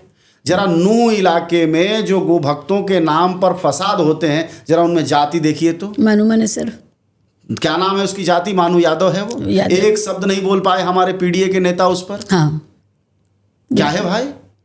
तो ऐसा नहीं हो पाएगा, बहुजन का मजा नहीं चल पाएगा। आपको वह चीज़ करनी पड़ेगी, तब वह चीज़ें दिखाई देने लगेंगी सड़क पर भी, और वह एकता दिखाई देने लगेगी। मतलब तमाम कोशिशों के बावजूद आज सोचिए, आज भी मायावती, ये दिगर बात है कि बीजेपी से डर गई, ये सब कहना वहना, भाई इसका कोई जानकारी ऑफिशियल उस तरह तो है नहीं, लेकिन फिर भी वो अखिलेश के साथ नहीं जाने को तैयार होती है। वो तो इसलिए अगर यह आमूल चूल परिवर्तन, जैसे बिहार में जब हम कहते हैं ना कि बिहार में मतलब MY समीकरण है, वह सिर्फ यादव समाज के नेता को जिताने का समीकरण है। बिल्कुल। और वो भी मुसलमान नहीं तय किया, वो यादव तय किया है। हाँ। अब मैं पलटता हूँ इसको, आप वहाँ स्थानीय जो नेता हैं, जो धार्मिक नेता हैं, जो दुर्गा पूजा कमेटियाँ हैं, जरा उनके मुखिया कौन लोग हैं उन समाजों में, जरा देखकर आप कोई भी बता दे। आप बता दीजिए। सब उन्हीं समाजों के लोग हैं ज़्यादातर, जहाँ हैं उनकी संख्या बल। जितनी धार्मिक कमेटियां हैं। मुसलमान क्या करें इस पूरे मामले में? MY का जो समीकरण है, उत्तर प्रदेश और बिहार दोनों जगह ये मुसलमानों के काम तो नहीं आता है, क्योंकि एक तो ये कि यादव समाज की गुंडागर्दी का ठीकरा मुसलमान के सर पे फूटता है, क्योंकि मुसलमान अगर वोट ना दे तो अकेले यादव के बल पे कभी ये सत्ता में नहीं आ सकती ये पार्टियाँ। तो मुसलमान वोट ही विनिंग वोट है, समाजवादी पार्टी का भी और RJD का भी, है ना। मुसलमानों को अब धीरे धीरे, जैसी कंडीशनिंग एक समय में बीजेपी कांग्रेस के साथ हुई थी, विवेक महत्वपूर्ण है, पढ़ाई लिखाई महत्वपूर्ण है, अपना अधिकार महत्वपूर्ण है, चस्पा होना ही सबसे खतरनाक है। इनको जो चस्पा कर दिया गया है सेकुलर पार्टियों के नाम पर, मैं कह रहा हूँ अगर ये सेकुलर पार्टियाँ इतनी साहसी थीं तो MIM कह रही थी कि हमसे एकता कर लो, 5 सीट जीत के लेकर आ गई है, वह बराबर की पार्टी हो गई है कांग्रेस की। मतलब जिस MIM को आपने हाथ नहीं रखने दिया, माफ़ करिएगा, वह आपके बराबर की पार्टी हो गई है बिहार में। ये सेकुलरिज्म नहीं है ना। तो अगर सेकुलर पार्टियों पर चस्पा होने की ज़रूरत नहीं है मुसलमानों को, जो अब कम से कम समझ में आता है, आप अपने विवेक से, बुद्धि से अपना धंधा, अपना समाज चलाते हुए आप जिसको ठीक मानते हो उसको वोट दीजिए, ठीक है। अजय, जब लिंचिंग्स होती हैं मुसलमानों की खुलेआम, पुलिस की मौजूदगी में भी मार दिए जाते हैं, पूरा समाज देख रहा है, बहुत तकलीफदेह मौत मिलती है, जब बुलडोज़र चलता है, जब एनकाउंटर होता है, तो अब मुसलमान के आगे किसी राजनीतिक समीकरण का सवाल नहीं है। किसके सरकार में नहीं होता था? मैं ये कह रही, सिर्फ बुलडोजर ही तो नया आया है, बाकी ये नहीं, लिंचिंग तो मुसलमानों की पहले नहीं हो रही थी ना, ये तो 2015 ही से शुरू हुई है ना। और आप जरा पलटे इसको, और आतंकवाद में बंद कौन हो रहे थे? हाँ, भाई उसी डर की वजह से तो यहाँ आए थे ना, इसी तरह तो डराया गया था। तो मेरा ये कहना है कि यहाँ तो मुसलमानों के लिए तो उत्तर प्रदेश में और ऐसी जगहों में सिर्फ जिंदा रहने का सवाल बन गया कि जिंदा आप ऐसे समझिए, उत्तर प्रदेश में पिछले 5 सालों में लिंचिंग कितनी हुई वो संख्या देखिए। मैं कोई बीजेपी के पक्ष विपक्ष की बात नहीं कह रहा हूँ, कुल संख्या गिनिए। और पहले जब सरकार थी अखिलेश यादव की, और जब यहाँ केंद्र में सरकार थी कांग्रेस की, उस दौरान उत्तर प्रदेश से कितने युवा जेल में आतंकवादी के नाम पर डाले गए वो देखिए। यह जो स्थिति है, लिंचिंग में स्टेट शामिल नहीं है ना, लिंचिंग में अंततः बजरंग दल है, अंततः हिंदुवादी संगठन है, यहाँ तो स्टेट शामिल था आपके साथ। बजरंग दल भी सेमी स्टेट ऑर्गेनाइजेशन आप कह सकते हैं मतलब, लेकिन मेरा ये कहना है कि ये तुलनात्मक बुद्धि लगानी चाहिए अब मुसलमानों को कि नुकसान क्या होता है और क्यों पीछे जाएं इनके, हम फिर हम स्टेट की तरह व्यवहार करें। बिल्कुल, मैं ये बात मानती हूँ, क्योंकि जब भी कुछ होता है ऐसा जिसमें पीड़ित होता है मुसलमान, ये पार्टियों के नेता जो उनके वोट के तो लाभार्थी हैं, लेकिन उनके लिए कभी भी आज तक किसी पीड़ित से मिलने कोई तेजस्वी यादव, अखिलेश यादव या राहुल गांधी नहीं गए किसी मुसलमान पीड़ित से मिलने, चाहे कुछ भी हो जाए उनके साथ। तो ये सेकुलरिज्म अगर ऐसा है तो इस सेकुलरिज्म को उठा के फेंक देना चाहिए और अपने स्वतंत्र ढंग से सोचना चाहिए। MIM भी एक पार्टी है, ठीक ना, उसके भी होने में कोई बुराई नहीं है, वह कोई ऐसी बात नहीं कह रही होती है, वह भी अपने को डिफेंड ही कर रही होती है, अपने समाज, अपनी तार्किकता, अपने रस्मों रिवाज को कर रही होती है। लेकिन सेकुलरिज्म ऐसे नहीं आएगा। आप सेकुलरिज्म के नाम पर उनसे एकता तो कर लेते हैं, क्या नाम है, उद्धव ठाकरे से, हाँ, लेकिन आप सेकुलरिज्म के नाम पर MIM से एकता नहीं कर पाते। ऐसा क्या है भाई? ये कल्याण सिंह आपकी पार्टी में हो सकते हैं। तो कहने का तात्पर्य ये है कि अब यह सोचना मुसलमानों पर है कि ये जो चस्पा होने का धंधा है इसको अपने विवेक से ख़त्म करना चाहिए और नागरिक की तरह, भारतीय नागरिक जैसे होता है ना, वोटर नहीं हम नागरिक हैं, पेश आना चाहिए और इस परिभाषा को बंद करना चाहिए कि मुसलमान तो उधर ही जाएगा। क्यों जाएगा? अरे उसके पास धंधा है। इसकी वजह से पोलराइजेशन हिंदू समाज में भी हो जाता है। ये बहुत बड़ी और यही फायदा है। जैसे मैं एक बात कह रहा हूँ कि मैं 2 दिन पहले गुजर रहा था तो उस पर लिखा था कि गाय को रोटी खिलाने से पता नहीं क्या मिलेगा, कोई पुण्य मिलेगा लिखा था। मैंने इग्नोर कर दिया, बात खत्म। मेरे पास ये चांस था कि मैं उसका एक फ़ोटो खींचता और उसको अपने फेसबुक पर लगाता और कहता कि देखो ये कितना मूर्खतापूर्ण बात है। फिर उस बात पर बहस चलती है जिसमें कुछ लोग कहते हैं हाँ बिल्कुल आप सही कह रहे हैं, फिर कुछ लोग उसमें वैज्ञानिक तथ्य लेकर आ जाते हैं और वो उसमें डालते कि साहब जो है ये एक साइंटिफिक काम है। मेरा कहना है, लेकिन मैं मानता हूं कि अगर मैं ऐसा करता तो पहला मूर्ख मैं होता, पहला खराब आदमी मैं होता जो इसको विमर्श के रूप में तब्दील करता। अरे कुछ चीजें इग्नोर करने के लिए होती हैं, आप इग्नोर करना सीखिए। मुसलमान क्यों वोट देगा कांग्रेस को भाई? हर बात क्यों चस्पा करेंगे आप? क्यों आरजेडी को वोट देगा? वो जिसको मन करेगा उसको वोट देगा।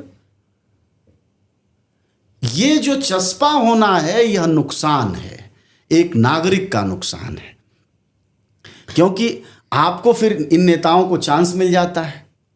वो कहते हैं हमको मुसलमान वोट देता नहीं, हम करें क्यों? लेकिन इस नाम पर कोई बेईमानी तो नहीं की भाई। योगी आदित्यनाथ की सरकार में जो घर मिले उत्तर प्रदेश में, तो क्या मुसलमानों के नहीं मिले? मैं आजमगढ़ के गांव में था, पिछले चुनाव में कवर कर रहा था, तो एक आदमी बोला समाजवादी पार्टी के यहाँ लोग मिलेंगे, समाजवादी पार्टी मिले। एक मुल्ला जी आए दाढ़ी वाले, कहा हम तो देंगे मोदी जी को वोट। हमने कहा हमको घर दिया, हमारे पास घर नहीं था, हमारे घर के आगे रोड नहीं थी, नाली इतना कचड़ा कचड़ा रहता था, कितने खानदान से हम कचड़े में रहते थे, अब हम ठीक है हम देंगे वोट। और यही होना चाहिए। तो मेरा ये कहना है कि देखिए कम्युनिटी के तौर पर, एक धर्म के तौर पर, जैसे मान लीजिए अभी ये घटना हुई आतंकवाद वाली, भाई किसी भी मुसलमान को भी दुख होगा, उसे मुसलमान करता है क्या होता है? ये फजूल की बात है ना। अरे कुछ थे वो गए आतंकवादी बनने, बन गए, मर गए। तो ये तो गोदी मीडिया ही इस्टेब्लिश करता है ना। मैं कह रहा हूं कि इसको आसान हो जाता है तब करना जब हम पहले से ही अपने ऊपर एक और चस्पा लेके चलते हैं। तो पहले हम अपना स्वतः जो चस्पा है वह हटाएं और प्रक्रिया में शामिल हो। जैसे दोनों दो पार्टियां हैं, दोनों पार्टियों के रवैये में लिंचिंग बनाम आतंकवाद के नाम पर भीतर किए गए लोग, इन दोनों की जब आप तुलना करेंगी तो दोनों ही डर की राजनीति है। इस डर की राजनीति से उबरने का एक तीसरा रास्ता निकालना चाहिए। एक नागरिक होने का बोध, एक नागरिक बनने की, और उसमें आधुनिकता बहुत बड़ी चीज़ है भाई। हमारा कहना है जो इस देश में रूल रेगुलेशन बन रहा है उसको 99% मुसलमान स्वीकार कर लेता है। 1% आते हैं बीच में, कहते हैं हमको जी स्वीकार नहीं। अब स्वीकार उसको भी रहता है, उसकी भी बेटी के झगड़े होंगे तो वो पंचायत में नहीं निपटाएगा, जाएगा अदालत में, लेकिन वो बयान देने के लिए बयानवीर बैठा हुआ है। यह जो चस्पा है यही खतरा है, और इस खतरे की वजह से मुश्किल आ रही है। उससे छवि ये बनती है कि मुसलमान देश का कानून नहीं मानता। मैं 99% की कह रहा हूँ मानता है, 99% क्या और ज्यादा मानता है। कोई वो एक बेवकूफ दाढ़ी वाला आके बोलेगा और मुसलमानों की छवि हमेशा के लिए तय कर देगा। चस्पे को मिटाना होगा। और इसमें मदद कौन करती है? Secular party.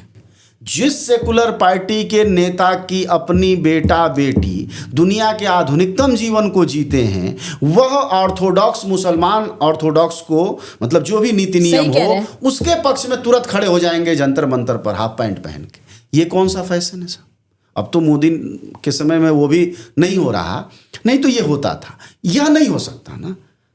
आप उसको भी, अब आप कहेंगे नहीं उसके धर्म के नाम पर वो जो इच्छा वो करे। हमारा ये भी कहना है कि जो इच्छा करे, तो आप उसमें चौधरी बनने क्यों आ गए? उस किसका बुर्का कौन निकाल के फेंक रहा है और ना किसी को पहना रहा है कोई। लेकिन इन चीज़ों को आप मुद्दा बना देते हैं। लेकिन एक अंदर खाने में भी मुसलमान काम कर रहा है जिसमें कोई सेकुलर पार्टी नहीं, कोई सेकुलर पार्टी नहीं, ना कोई सांप्रदायिक पार्टी है जिसको लोग कहते हैं। कोई पार्टी नहीं, सिर्फ मुसलमान है, सिर्फ उसका नागरिक है, सिर्फ उसके लोग हैं। वह शिक्षा के क्षेत्र में कमाल कर रहे हैं, वह गीत संगीत के क्षेत्र में कमाल कर रहे हैं, वह वीडियोस बना रहे हैं लगातार आधुनिकतम। ये जिसको मोदी जी ने रोजगार कहा है, आपके पिछले बातचीत में मैंने कहा था कि ये रील ही रोजगार है भारत का। कैसी सच है। हाँ। मुझे लग रहा है आप ही को सुन के जो योगी मोदी जी ने ये कह दिया कि ये तो रोजगार है, जो भी है। तो मेरा ये कहना है कि मुसलमान वहां भी कुछ कर रहा है जहां तुम नहीं हो। शिक्षा है, वह सबल हो रहा है, उस तरह ही वो एक नागरिक बने। और अकड़ भी नहीं रहा है, ये भी अच्छी बात है। अकड़ भी नहीं रहा है, हम्बल है। तो कहने का तात्पर्य ये है कि आप उसको नागरिक की तरह एंजॉय करने दीजिए ना। मुसलमान की तरह एंजॉय क्यों करने देते हैं इस देश को? और वो चाहता नहीं मुसलमान की तरह एंजॉय करना। आप लगातार पुश किए जाते हैं। आप मुसलमान से वोट मांगने, जब सेकुलर पार्टी, चलो जो सांप्रदायिक पार्टी है वो तो वोट मांगती है कि चलो मुसलमान को हड़का के रखेंगे। सेकुलर पार्टी किस नाम पर वोट मांगती है? वो भी तो इसी नाम पे मांगती है, इनसे बचाएंगे। तो यहाँ राजनीति आके फंसी है। और एक यहाँ चीज़ और है, मुस्लिम कैंडिडेट जो समाजवादी पार्टी का या आरजेडी का होता है, उसको यादव, आरजेडी और समाजवादी पार्टी के यादव वोट नहीं देते हैं। ये सवाल रहा है, ये बहुत भी अजीब बड़ा सवाल है कि जो इस पार्टी को, अगर भाई अध्यक्ष तो अखिलेश यादव ही रहेंगे ना, अगर उनको बल मिलेगा, उनकी सीटें बढ़ेंगी तो तुम दे दो वोट, वो नहीं देते हैं। तो यादव समाज अपनी ही पार्टी के मुस्लिम कैंडिडेट को वोट नहीं देता है, ये इतना दुराव क्यों है? देखिए, ये कंप्लीट समाज सांप्रदायिक हुआ है। और सवर्ण अगर सांप्रदायिक हुआ है तो उसके ठीक निचले पायदान में जो ये जाति बैठी है, ये भी बम्पर सांप्रदायिक है। इस देश में अगर सांप्रदायिक कम हुआ है तो वह सबसे ज़्यादा अगर कोई है तो वह दलित है। सबसे कम सांप्रदायिक, वो भी सारा दलित नहीं, हर राज्य का दलित नहीं, और हर दलित समाज की जाति नहीं। उसमें जो मायावती के पास जो जाति है बस वही कम सांप्रदायिक हुई। हालांकि वो भी पिछले 5 सालों में हृदय परिवर्तन पर है। अन्यथा इस देश में भयंकर सांप्रदायिक हैं पिछड़ी और दलित जातियां भी, डंके की चोट पर। बेशक इस देश में मेरा यही कहना है कि लिमिटेड कर दिया है आपने मुसलमानों को। वो सेकुलरिज्म को सिर्फ वो चाहेंगे। क्यों चाहेंगे वो? अरे वो नागरिक हैं इस देश के और ठीक है जैसा देश है। सेकुलरिज्म का ठेका आपने उनको दे दिया वोट पाने के लिए। अच्छा, उनका पक्ष आप कब लेते हैं? जरा मुसलमान का पक्ष कब लेते हैं ये पार्टियां? नहीं लेती हैं। जब कोई धर्म पर सवाल आ जाएगा, कुरान पर सवाल आ जाए, अबे उसका बच्चा पढ़ने में बहुत कम है, मुसलमान नौकरियों में बहुत कम है, मुसलमान शिक्षा में भी अभी बहुत कम है, इस सवाल को क्यों नहीं कभी तुम लेकर आ जाते? आप याद करिए, मस्जिदों के सवाल, कुरान का सवाल, ये क्या है, ये जो 2 शादी वाला पहलू संस्था है जो क्या पॉलीगैमी का सवाल है, हाँ वो सवाल, इन सब सवालों पर आपको मुसलमान के साथ खड़े हो जाते हैं। और नहीं वो मौलाना के साथ, हाँ मौलाना के साथ। और बाकी जो उसकी बुनियादी ज़िंदगी की ज़रूरत है, आप जैसे मान लीजिए, आपने मान लिया कि बूचड़खाने सबसे ज़्यादा मुसलमान चला रहे हैं, चलो मैंने मान लिया। आपने ये भी मान लिया कि चलो मुसलमान बच्चे काम कर रहे हैं। आप बूचड़खाने देखें भारत के, मैंने देखा है, इतने बुरी स्थितियों में बूचड़खाने हैं कि आत्मा रूह कांप जाए। क्यों नहीं तुम ठीक करा पाए आज तक? कई बार तुम्हारे उत्तर प्रदेश में सरकार आई और सारे बूचड़खाने पश्चिमी उत्तर प्रदेश में खून में पैर में लथपथ बच्चे घूमते रहते हैं, छोटे बच्चे। वो किसके बच्चे हैं? वो भी तो उन्हीं मुसलमानों के बच्चे हैं। कभी उनको क्यों नहीं तुम ठीक करा पाए? तो तुम्हारे लिए मुसलमान केवल इसी धर्म के 2-4 कामों के लिए है। यहां वो कमजोर करते हैं। हमारा कहना है कि इस देश का सेकुलरिज्म हो या इस देश का कम्युनलिज्म हो, दोनों एक ही थाली में बैठे हुए हैं। आप इधर भी खाएं तो वही स्वाद, इधर भी खाएं तो वही स्वाद। इसलिए सवाल ये है कि इस देश के संविधान की तरफ जाएं, इस देश के कल्चर की तरफ जाएं और जो देश है उस पर जाएं। मेरा ये कहना है कि नागरिक की तरह जाएं, उसमें फ़ायदे में रहेंगे। और चस्पा अपने ऊपर लगवाना बंद करें। पूछें हम तुम्हें काहे वोट देंगे, हम बीजेपी को क्यों नहीं दे देंगे। मतलब सवाल ये होना चाहिए बिल्कुल अपने से। मैं बता रहा हूँ कि जिन भी इलाकों में हम लोग गए चुनाव में, अलग अलग, जब यूपी चुनाव चल रहा था, तमाम मुसलमान पश्चिमी उत्तर प्रदेश में जब कम मुसलमान हो जाते थे, मित्रवत मुसलमान थे या कि इक्का दुक्का मुसलमान होते थे, वो कहते थे कि कई बार कि मुसलमान हम वोट देंगे बीजेपी को। क्योंकि लिंचिंग सबके साथ नहीं हुई, ठीक है, हर आदमी पढ़ने नहीं गया यूनिवर्सिटी में, सबका बुर्का नहीं उतारा गया। वह आबादी ही मुसलमानों की कुल 5% नहीं है जिसकी ये समस्या है। 95% की समस्या तो रोजगार है, जीवन है, जीवन की उत्तम हालत है। लेकिन वो भी तो योगी राज में देखे ना, रोजगार पर तो बहुत आघात किया गया है मुसलमानों। मैं कह रहा हूं कि इस पर आप सवाल उठा के लड़ लीजिए। इस पर कौन रोक रहा है? इसको आप मुद्दा क्यों नहीं बना पा रहे हैं? एक बुर्का का सवाल कर्नाटक से उठता है और वो राष्ट्रीय मसला बन जाता है। तो हम सब ने उसका विरोध ही किया, तो नॉन इशू था वही। तो वो राष्ट्रीय कैसे बन जाता है? और बुलडोजर से खत्म की गई दुकानें कोई मुद्दा राज्य भर का भी क्यों नहीं बन पाती? क्योंकि वो तो स्टेट करता है। हाँ, तो स्टेट में लोग तो हैं ना, लड़ने वाले लोग हैं, सेकुलर समाज है, वहाँ भी सेकुलर पार्टियां हैं उत्तर प्रदेश में। तो मुख्य बात यह है कि यहाँ मुसलमान वोटर फंसा पड़ा है, बिहार में भी यही फंसा पड़ा है। उसने अपना एक कमिटमेंट दिखाया, अपनी एक इच्छा दिखाई MIM के साथ। हाँ, पिछली बार भी दिखाया था, भाग चले थे बेचारे। MIM के साथ दिखाई है। और यह जरूरी है कि आप अपनी बात कहें, आप अपनी समस्याएं कहें। दूसरा कि आप अपनाइए। हम चलिए इस बात को अगर मान लें कि मुसलमानों की पार्टी इस देश में नहीं उग सकती, कई प्रयोग हुए हैं इस देश में, तो नहीं उग सकती इसका मतलब हमारी कमजोरी है। मान लीजिए अगर हम नहीं उस संख्या में हैं तो इसका मतलब आप सेकुलर के नाम पे आप हमसे वसूली शुरू कर देंगे या हमें भागीदारी देंगे। हमें भागीदारी देंगे ना, तो भागीदारी दीजिए और हमें बराबरी में बैठाइए। सिर्फ इस नाम पर कि वोट कट जाएगा, आप नेताओं को मंच नहीं देंगे, नेताओं को प्रवक्ता नहीं बनाएंगे, नेताओं को शामिल नहीं करेंगे रैलियों में, भाषण पर नहीं शामिल करेंगे, तो ये कैसे संभव है? तो फिर आप मुकाबला बीजेपी से कैसे कर पाएंगे? फिर बीजेपी से फर्क क्या महसूस करेंगे? 10,000 का जो सवाल है वो तो बहुत बड़ा सवाल है, उस पर 2 मिनट ज़रूर ये चर्चा करना। एक तो जीविका दीदी और 10,000 का सवाल। जीविका दीदी 1.5 लाख के आसपास या उससे ज़्यादा हैं और वो एक कैडर की तरह उन्होंने काम किया है कई इलाकों में, तो इससे तो नहीं निपटा जा सकता। हाँ, इससे नहीं निपटा जा सकता, लेकिन ये तो सभी सरकारें कर रही हैं। वही बिहार, झारखंड में भी दिया पैसा 2000 या 3 क्या चुनाव से ठीक पहले दिया था एकदम। कौन सी दीदी है वहाँ भी एक दीदी है, मध्य प्रदेश में भी वही हुआ। तो ये फ्री बीज है। तो अब आप बताइए, ऐसे में फेयर पॉलिटिक्स नहीं हो सकती। फेयर पॉलिटिक्स देखिए, जो इतना गरीब इंसान है जिसने बहुत अरसे से 1000 रुपए नहीं देखे, उसको 10,000 मिल गया, बहुत बड़ी बात है। बहुत बड़ी बात है। वो कैसे उस लोग को, और फिर 1,90,000 अभी और मिलना है। मैं कह रहा हूँ कि उस सिलसिले को समझिए। दोनों बातें हैं। जब हम 10 कारण गिनते हैं तो उसमें मान लीजिए एक चुनाव आयोग कारण हो गया, एक ये 10,000 रुपया भी कारण हो गया। इन सब कारणों से को गिनकर विपक्ष राहत नहीं ले सकता है, क्योंकि आंखों के सामने दिखाई दे रहा था कि तुम कहीं नहीं हो, और कहीं नहीं इसलिए हो क्योंकि तुम्हारे पास काडर नहीं है, क्योंकि तुमने जो बजट है अपने उड़ने में खर्च कर दिया है। एक दिन हेलीकॉप्टर उड़ाने का जो खर्च है, उससे अगर ये पार्टियां पैसा रखें तो उससे कम से कम एक जिले का आप मान के चलिए कि काडर तैयार करना और उनकी मीटिंग सीटिंग करने के 3 से 4 महीने एक बार के हेलीकॉप्टर उड़ने में हो सकता है, एक जिले का। तो आप नीचे काम करो। ये सब कारण है। ये आप भी जिस राज्य में थे, मैंने उदाहरण दिया भाई, अभी मान लीजिए कि कर्नाटक में चुनाव होगा तो क्या वहाँ फ्री बीज नहीं बांटा जाएगा? अभी जीत कर आए हैं झारखंड में हेमंत सोरेन, क्या उन्होंने फ्री बीज नहीं बांटा है? इतना फ्रीज भी बांट दिया है, उनके पास बजट नहीं है पैसा देने का। इसलिए उम्मीद ये की जा रही है उनकी भी कल को नीयत न बदल जाए। अभी देखा जा रहा है जो हार जीत जैसी हुई है, बजट ही नहीं मिल रहा है, तो कल को हो सकता है कहीं और चले जाएं वो। राज्य तो चलाना है। हाँ, राज्य तो चलाना ही है। तो कहने का तात्पर्य ये कि मैडम, ये बेशक है 10,000 का कोई जवाब नहीं है।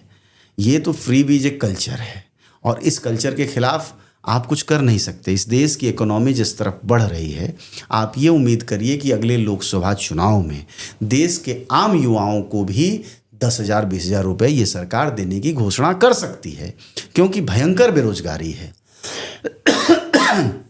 काम की स्थितियां खराब हो रही हैं, मशीनीकरण लगातार बढ़ रहा है, AI आ गया है। ऐसे में हमारे देश में दक्षिणा जनता को जिंदा रखने के लिए देना ही पड़ेगा, और कोई जरिया ही नहीं है। मेरा अनुमान है कि अगले 10 वर्ष में जो मध्य वर्ग के कमाने वाले लोग हैं, उनको भी दक्षिणा ये सरकार देना शुरू कर देगी, क्योंकि मशीनीकरण पीछे नहीं होगा, AI की आधुनिकता कम नहीं होगी, तो ये सब काम छीने जाएंगे। जैसे हम और आप बैठकर जो बातचीत कर रहे हैं, हो सकता है कि ये तो अभी आ गया है, लेकिन जिस एग्जैक्टनेस पर आप बात करना चाहती हैं वो न कर पा रहा हो AI, लेकिन अगले 1 से 2 साल में हूबहू इसी एग्जैक्टनेस पर वह बात कर पाएगा। तो आखिर यह सब जब खत्म होगा तो आपको फ्री बीज तो देना ही है। अगर आपने नीचे से फैक्ट्रियां खत्म कर दी, बच्चों की पढ़ाई लिखाई हाई स्कूल इंटर तक की खत्म कर दी, ग्रेजुएशन में प्राइवेटाइजेशन कर दिया, सब जगह ज़्यादातर स्कूलों का ये हाल है, दिल्ली जाके मरना खपना है, तो आप सोचिए साल भर में दिल्ली कमाने वाला आदमी अपने घर अपनी बीवी के पास 10,000 रुपया नहीं दे सकता है, क्योंकि यहाँ वो 10,000 रुपया पाता है। क्या बचाएगा, क्या खाएगा। तो इस 10,000 को हल्के में नहीं लिया जाना चाहिए। यह पॉलिसी का हिस्सा है। उस गरीब के दरवाजे पर अगर बैठ के हम डिबेट करें और कहें कि इसलिए इसने वोट दे दिया है, हमें मार के खदेड़ देगा। वो कहेगा ये हमारा जीवन है, यह दिया है, बड़ी बात है। आप ये कह रहे हैं कि सियासत में सीधी रिश्वत ही पॉलिसी है। पॉलिसी है, यही पॉलिसी है। इसको रिश्वत भूल जाना चाहिए। ये इस बार भर चुनाव है, यही होना है। हेमंत सोरेन ने जीतने से ठीक पहले बिजली के बिल माफ किए, किसानों का कर्जा माफ किया और वो पैसा दिया। कौन सी दीदियां थी वो, मैं भूल रहा हूं शब्द। वो देना ही देना होगा। अभी हिमाचल में चुनाव होगा, अभी कर्नाटक में चुनाव होगा, केरल में चुनाव होने जा रहा है। देना ही देना होगा आपको, क्योंकि इस देश की इकोनॉमी उस तरफ से नहीं है जहां लोग सक्षम हो पाए। इतना बड़ा देश है, हर आदमी उपभोक्ता है। हम सब हो जाएंगे उपभोक्ता है। मैं आपसे ये कह रहा हूं कि अभी तो हम गरीबों की बात कर रहे हैं। अगले 10 वर्षों बाद हमारी स्थिति ये होगी कि हम सब भी सरकार से पैसा लें। आपको ये याद रखना चाहिए कि 2000 के बाद पेंशन सिस्टम बंद हो गया भारत में। तो सरकारी तो रिटायर, ऊपर से सरकारी नौकरियां खत्म। तो ये जितने लोग रिटायर होंगे, इन कहाँ से पैसा पाएंगे? कौन देगा इनको? आप सही कह रहे हैं। बहुत से घर सिर्फ इसलिए चल रहे हैं कि दादाजी की पेंशन अभी आ रही है। वो खत्म होगी अगले 2-4-5 साल में। वो तो मर जाएंगे, खत्म, बात खत्म। तो ये सब अगले 10 साल में महानगर देहातों जैसे फ्रीबीज जिसको कह के लोग मुंह बनाते हैं, वो खुद उपभोक्ता होंगे फ्रीबीज के। कोई और उपाय ही नहीं है स्टेट के पास। फिर तो जो धन्ना सेठ बैग पार्टीज हैं, वही जिनको कॉर्पोरेट्स का उन पे टैक्स लगाए जाएंगे। नहीं, वही पार्टियां फ्रीबीज दे पाएंगी जिनके साथ धन्ना सेठ खड़े हुए हैं। बिल्कुल यही प्रक्रिया। ये तो सोचना ही था आज से 30 साल पहले, जब शुरू हुआ लिबरलाइजेशन की पॉलिसी 1990 में। तभी सोचनी थी और तभी रोकनी थी। अन्यथा तो ये एक रास्ता है, जिस राह आप चल पड़े, अब कहाँ मुड़ना है। एआई आने के बाद अब कहाँ सोचती हैं आपकी कारपोरेट नहीं चलाएगा। हमें तो याद है जब आप सोचिए, ट्रंप को धमकी कौन देता है? ट्रंप को धमकी दे देते हैं, क्या कहते हैं उनके दोस्त, क्या नाम है उस एप्पल के मालिक का? Elon Musk. कौन है वो? पूंजीपति। अभी तो भारत उस स्टेज में कहाँ पहुंचा है। अभी तो आप सिर्फ विपक्ष की पार्टियां कहती हैं ये उनके साझेदार हैं, भागीदार हैं, दोस्त हैं। अभी तो भारत में वह वक्त आना है जब खुले में कहा जाएगा कि हाँ, हम चला रहे हैं सरकार। अभी तो भारत में यह विकास हुआ ही नहीं है जो अमेरिका कर चुका है 10 साल पहले। तभी हमारे देश में वह विकास आएगा और हम फ्री बीज के उपभोक्ता होंगे। हमारे पास और कोई जरिया नहीं है। अगर एआई हमारे इस लाइट को जला देगा, अगर एआई खुद वैक्यूम क्लीनर चला देगा, तो आपके दाई का रोजगार खत्म हो गया ना, काम वाली बाई का। आपको आदमी की ज़रूरत खत्म हो गई। तो दोनों चीज़ें होंगी, आबादी भी कम होगी इस दुनिया भर में और फ्रीबीज भी बटेंगे। टैक्सेशन के जरिए आएगा, लेकिन वो आएगा क्योंकि जिन सड़कों पर आज से 5 साल पहले या 10 साल पहले अगर 1 किलोमीटर की सड़क है तो कम से कम 300 लोग काम करते थे, वहाँ आपको काम करते हुए 20 लोग अब नहीं मिलेंगे आज की तारीख। सही है। तो आखिर वो 300 लोग जो 280 लोग कम हुए हैं और उन्होंने जो बच्चे पैदा किए हैं और उन्होंने जो पीढ़ियाँ तैयार की हैं, उनको कहाँ रोजगार मिलेगा? तो उसको रोजगार आपको देना संभव नहीं है। तो आप यही करिए, मोबाइल में दिन भर बैठाए रहिए, दिन भर वो रील देखते रहेगा और जो है वो आपका जो दिया हुआ है कुछ खाता जीता रहेगा। कुल मिला के सियासत की रंगत और शक्ल सूरत सब बदलने वाली है, क्योंकि फ्रीबी जो वही दे पाएगा जिसके पास कॉर्पोरेट का पैसा होगा, बैकिंग होगी। तो कॉर्पोरेट की चिरौरी करती हुई पॉलिटिकल पार्टीज देखने को मिलने वाली हैं। बिल्कुल। तभी तो ये कम्युनिस्ट पार्टियों ने अपना रंग रोगन क्यों बदला?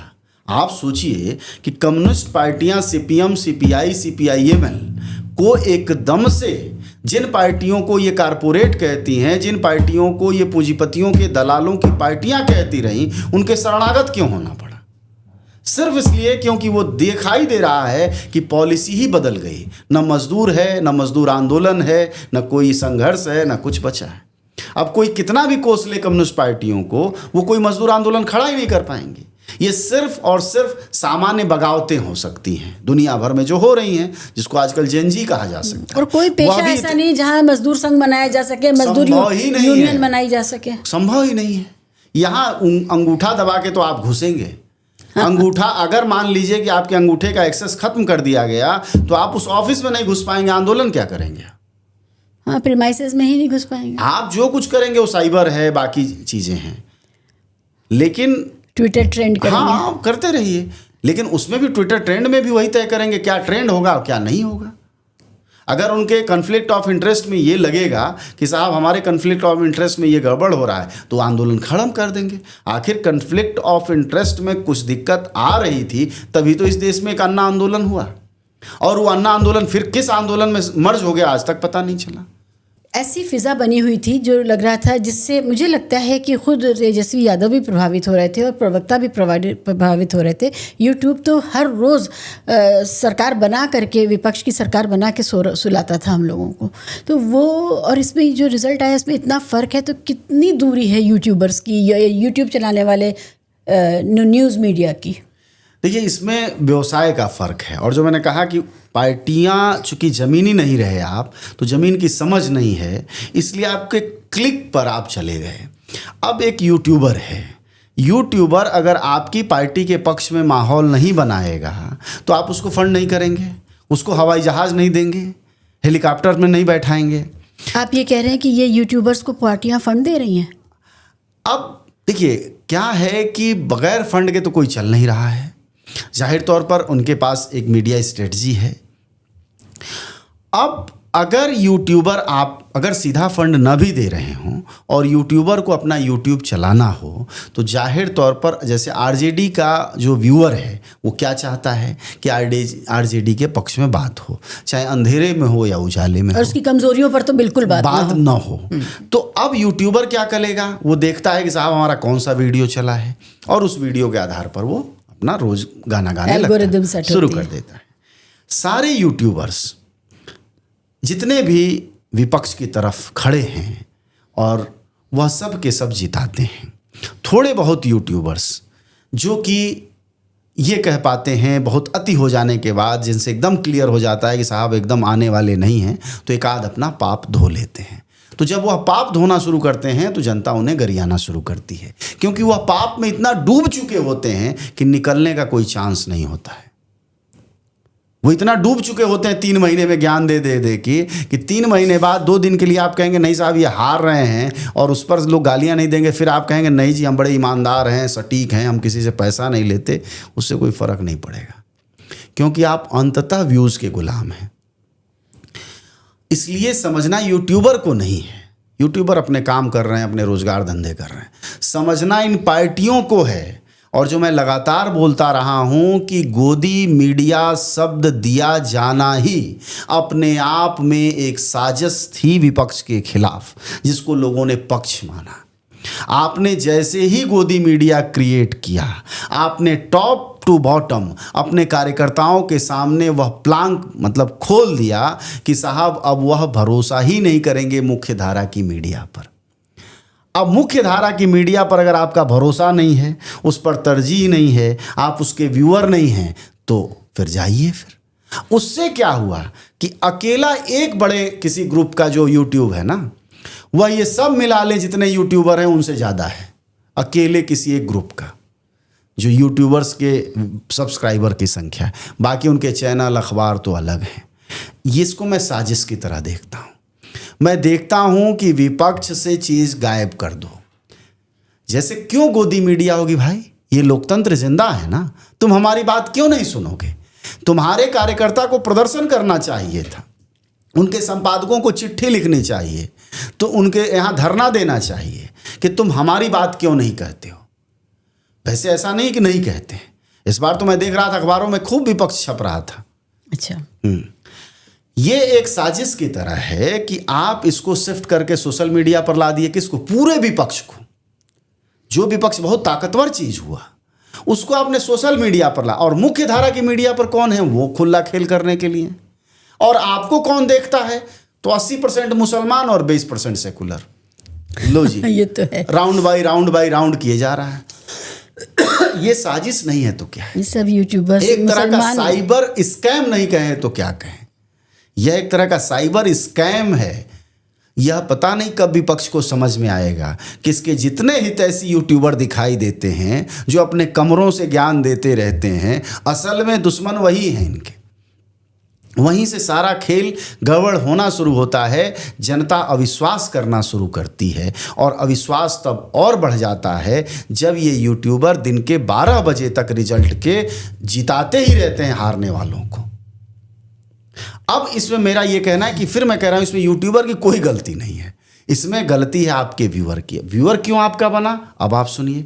क्योंकि आपने ट्वीट किया आपकी पार्टियों के नेताओं ने, आपने कहा दूसरी मीडिया को गोदी मीडिया और इनको महान मीडिया, जिन्होंने कभी 5 संवाददाता नहीं रखे। भाई लोग कहते हैं कोई 20 लाख रुपया कमाता है, कोई 30 लाख रुपया कमाता है। जो 30 लाख रुपया महीना कमाएगा वो 10 संवाददाता क्यों नहीं रख पाएगा, और संवाददाता रख के वह रिपोर्टिंग क्यों नहीं करवाएगा। तो अगर आप इतना पैसा भी कमाते हैं और रिपोर्टिंग भी नहीं करवाते हैं तो बेईमान नहीं हुए क्या। तो ये एक तरह की मीडिया के साथ जो इन पार्टियों के साथ खेल हो रहा है वो हर चुनाव में यही हो रहा है। लोकसभा में याद कर लीजिए आप, यहाँ तक कि इन जो 2, 3, 4 लोगों के यूट्यूब चैनल है ना, ये सर्वे अलग कर ले रहे हैं। अच्छा। सबसे रोचक तो ये है, ये सर्वे अलग कर लेते हैं और विपक्ष को जिता के छोड़ते हैं, और बेचारा जो व्यूअर है, जो सपोर्टर, वो यहाँ पड़ा रहता है।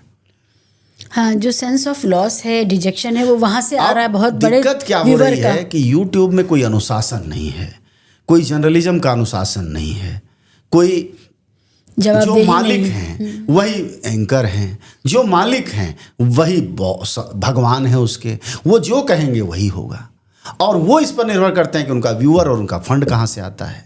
तो इसलिए यूट्यूब के जर्नलिज्म को जर्नलिज्म तब तक नहीं माना जाना चाहिए जब तक कि यूट्यूब ग्राउंड लेवल की जर्नलिज्म को आगे नहीं बढ़ाता है।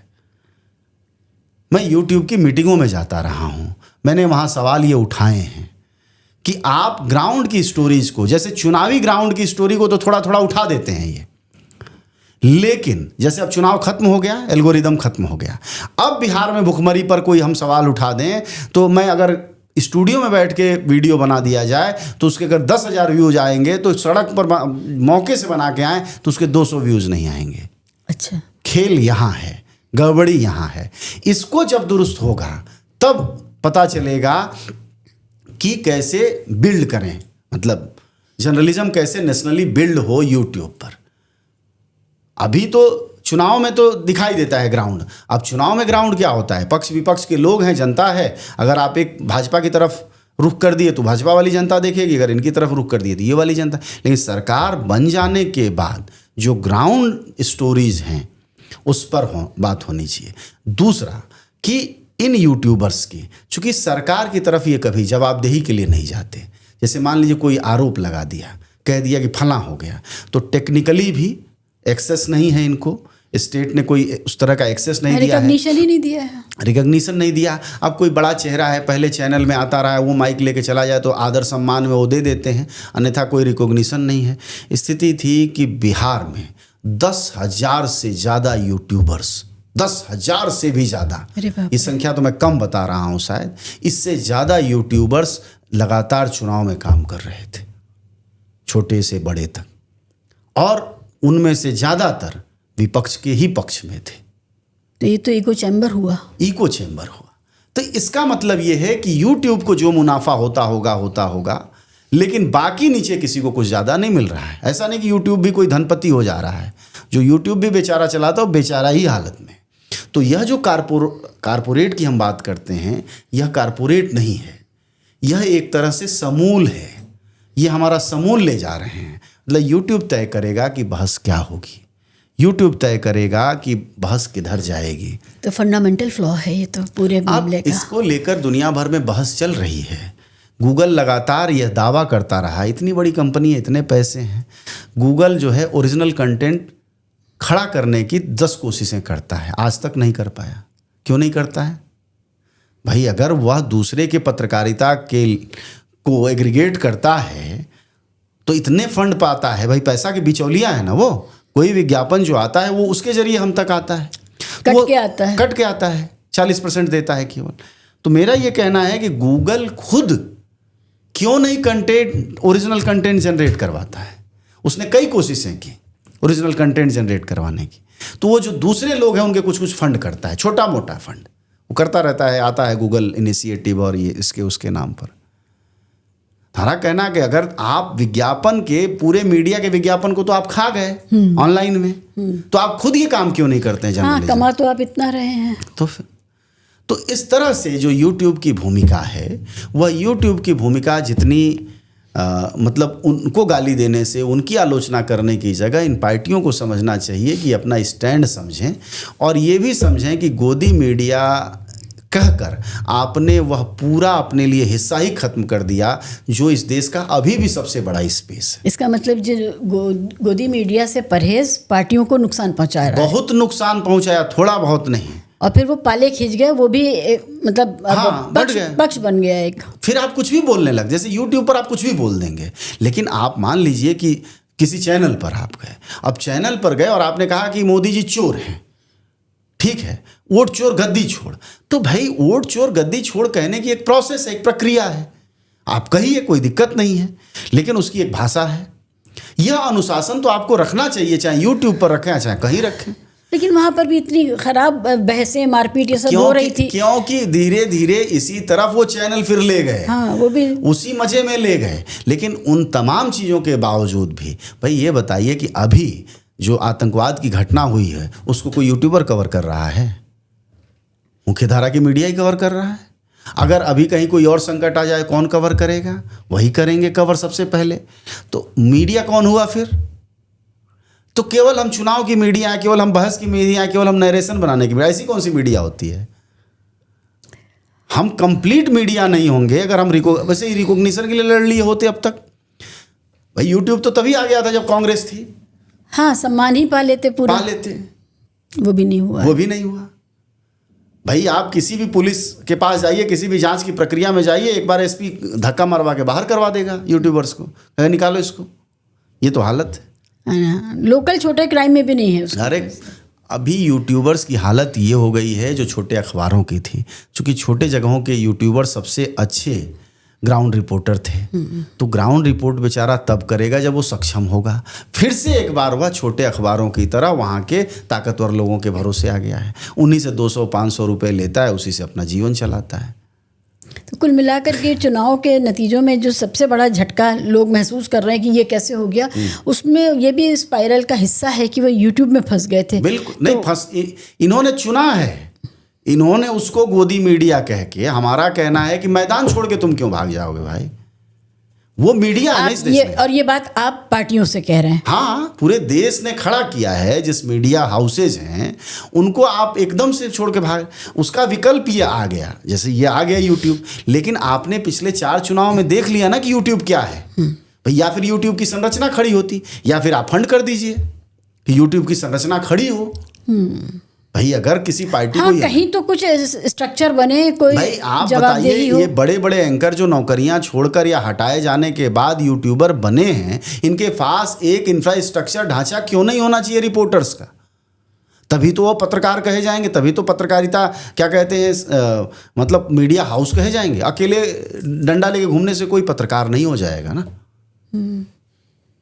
तो मूल बात ये कह रहा हूं मैं, कुल मिला के वो काम, ज्यादातर काम वो एडिटोरियल वाला कर रहे हैं कि ओपेड पेज का जो काम था, वो वहाँ पर नरेशन बिल्डिंग का काम हो रहा है वहाँ पे। मतलब जो हम आप पॉडकास्ट में कर रहे हैं वही काम वो रातों दिन करते हैं। जैसे विश्लेषण एक काम हुआ ना, बातचीत एक काम हुई, अब रिपोर्टिंग भी तो एक काम हुआ ना। जब कंप्लीट जुड़ता है तो।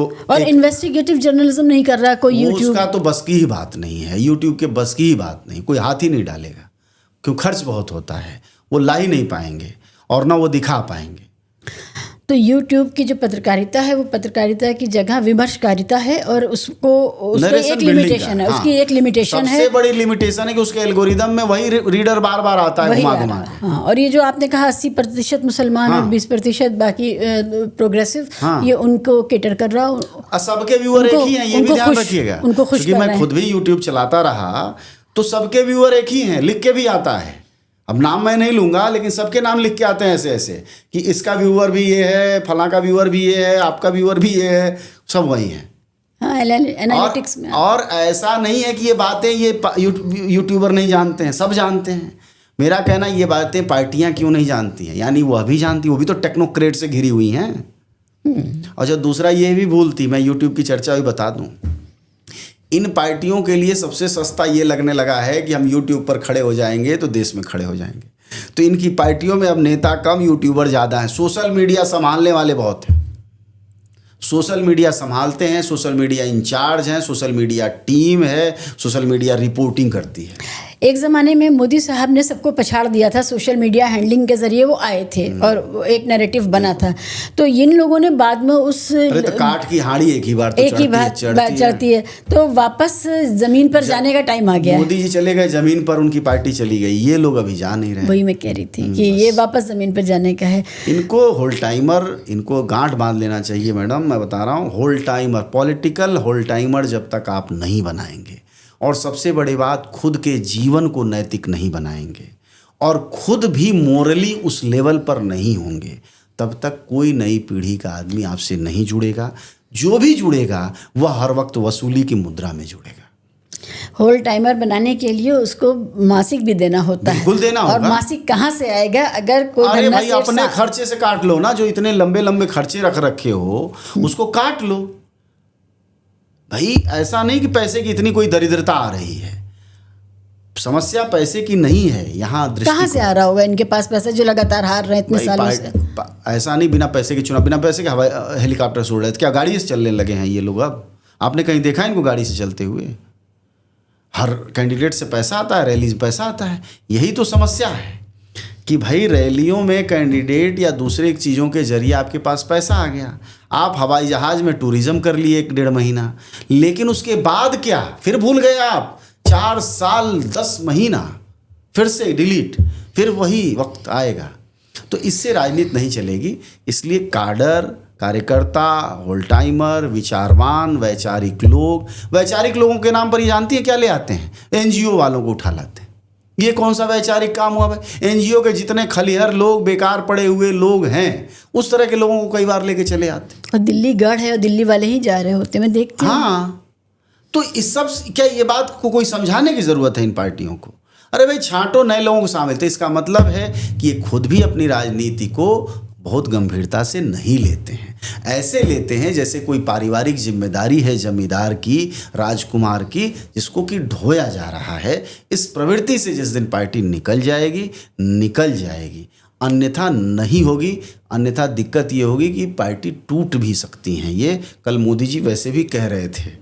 हाँ। तो ये टूट भी सकती हैं, और टूट भी जाए तो फिर कोई परेशान होने की ज़रूरत नहीं। लेकिन मोदी जी को इस बात से परेशान होना चाहिए। अगर ऐसा हुआ तो देश में जो एक आवरण की ही तरह विपक्ष है और उसकी वजह से लोकतंत्र का आभास होता है, वो ख़त्म हो गया तो खुद मोदी जी को भी अच्छा नहीं लगेगा कि वो विपक्षहीन लोकतंत्र चला रहे हैं।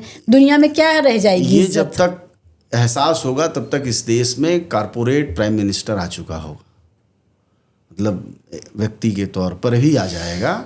इसलिए कि ये स्थितियां दिखाई दे रही हैं धीरे धीरे मुल्क में कि हम उस तरफ बढ़ रहे हैं। कितना भयानक है ये सोच पाना भी। ज़्यादा भयानक नहीं है, हम तो उपभोक्ता हैं मैडम। हम सब, हमारे जैसे करोड़ों करोड़ लोग, हम मशीनरी में फिट किए जाते हैं। हम कल भी फिट किए गए, हम तो अभिशप्त हैं, हम कुछ तय करने वाले। तो ये जो एहसास है कि हम लोकतंत्र में जीते हैं, अपनी बात कह सकते हैं, विरोध कर सकते हैं, ये सिर्फ आभास है। ये भी 1980 की फैशन परस्ती का बचा हुआ अवशेष है। काहे बात का लोकतंत्र है जैसे जो आप कह रही हैं? अगर पलट के इसको हम समझने की कोशिश करें कि भाई हम कुछ भी कह सकते हैं, क्या कह सकती हैं? हाँ, हम क्या कह सकते हैं? उसी की तो लड़ाई है कि वो लगातार वो दायरे कम होते गए। कम होगा ही होगा, क्योंकि सिस्टम ही वही लिया।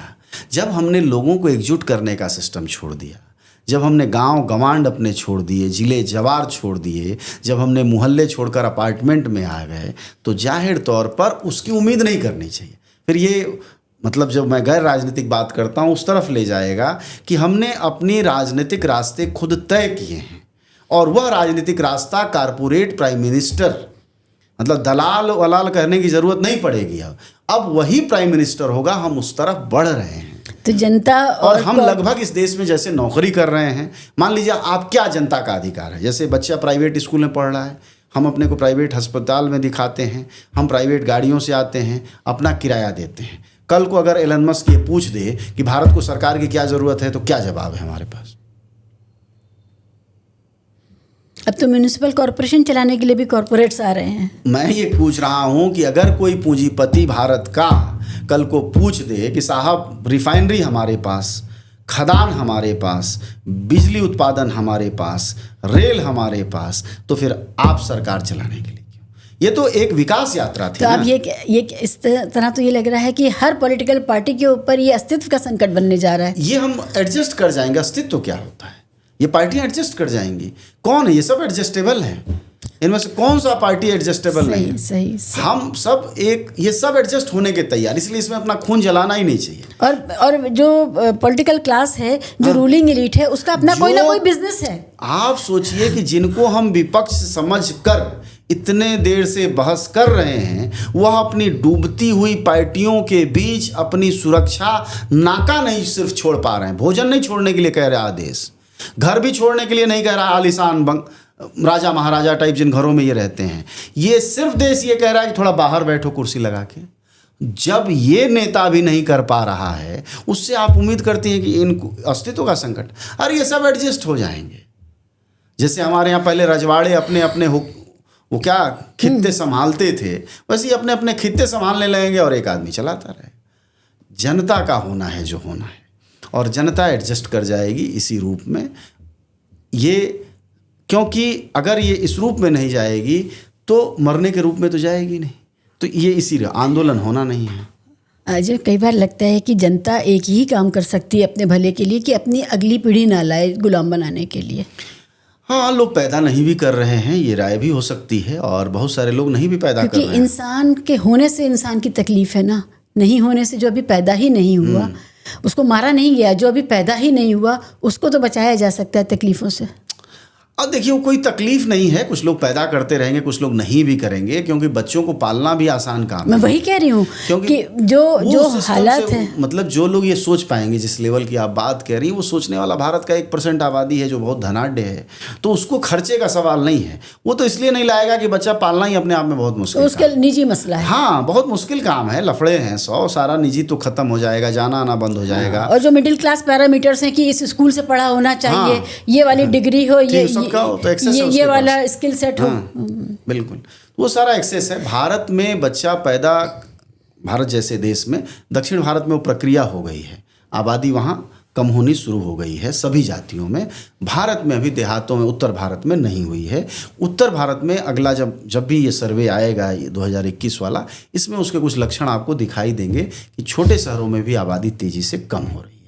अब आप जिनमें सबसे ज़्यादा आबादी थी, मुसलमान थोड़े थे, थोड़े गरीब हिंदू थे, मतलब दलित, उनमें भी अब आप नए जो बच्चे आए हैं, आप जाएंगे 3 मान लीजिए अधिकतम अभी है, नहीं तो पहले 5-7 हो जाते, क्योंकि 3 को लेके लटका के यात्रा करना भी आसान नहीं है। इसीलिए मैं इसको जब फिलॉसफी में बात करता हूँ, जिसमें हमारा आपका काम और समाज विकास नहीं, मैं कह रहा तुमने साधन पहले 10 पैदा करने के दे रखे थे, गांव में उतराना डूबना था, इधर उधर टहलना घूमना था, खेती बाड़ी तो पैदा हो गए। अब हमने इसको शहर दे दिया है, तो हम 3 बच्चे संभाल लें वही बहुत है, इसीलिए हम नहीं पैदा कर रहे हैं। वो गरीब इसलिए नहीं पैदा कर रहा है कि विकसित हो गया या विकसित हो गया, उसको साधन ही हमने ऐसे दिए हैं कि वो 2-3 से ज़्यादा संभाल नहीं पाएगा। इस सड़क पर कहाँ ले जाएगा भाई? आप लोगों के मोहल्ले में आसपास जो मजदूर काम करते हैं, वो बच्चे 2 से ज़्यादा हो जाएंगे तो बेचारा ले कहाँ जाएगा? भले उसको एबॉर्ट करा दे, कुछ भी करा दे। सही। तो लगातार आबादी कम, फिर महंगाई बहुत हो गई है। अब अमीर गरीब जैसी कोई चीज़ नहीं रही कि वहाँ दूध मिलता है 20 रुपया और वहाँ मिलता है 50 रुपया। वहाँ सब बात फैशन ख़त्म, सब जगह दूध एक ही भाव मिलता है और वो है 100 रुपया या 80 रुपया, जो भी है 80 रुपया मिलता है। तो यही है। बहुत बड़े टर्बुलेंस से हम लोग गुजर रहे हैं। सियासत में जब चुनाव वगैरह आता है तो दिखता है, बाकी धीरे धीरे हर रोज़ ज़िंदगी एडजस्ट करा रही है, हम हो रहे हैं, बिल्कुल हो रहे हैं। दर्शकों, आपको ये कैसा लगा? ये पूरा जो विश्लेषण है, बिहार चुनाव के बहाने और भी कई चीज़ें हम लोगों ने टच की। और अगर आपको इस तरह के कार्यक्रम अच्छे लगते हैं तो इसको थोड़ा सब्सक्राइब कीजिए, शेयर कीजिए, और एक हाइप बटन होता है वो भी दबा दीजिए। तो इस तरह की चर्चाएँ हम लोग करते रह पाएंगे, थोड़ी मजबूती मिलेगी। अजय, आपका बहुत बहुत शुक्रिया। Thank you so much.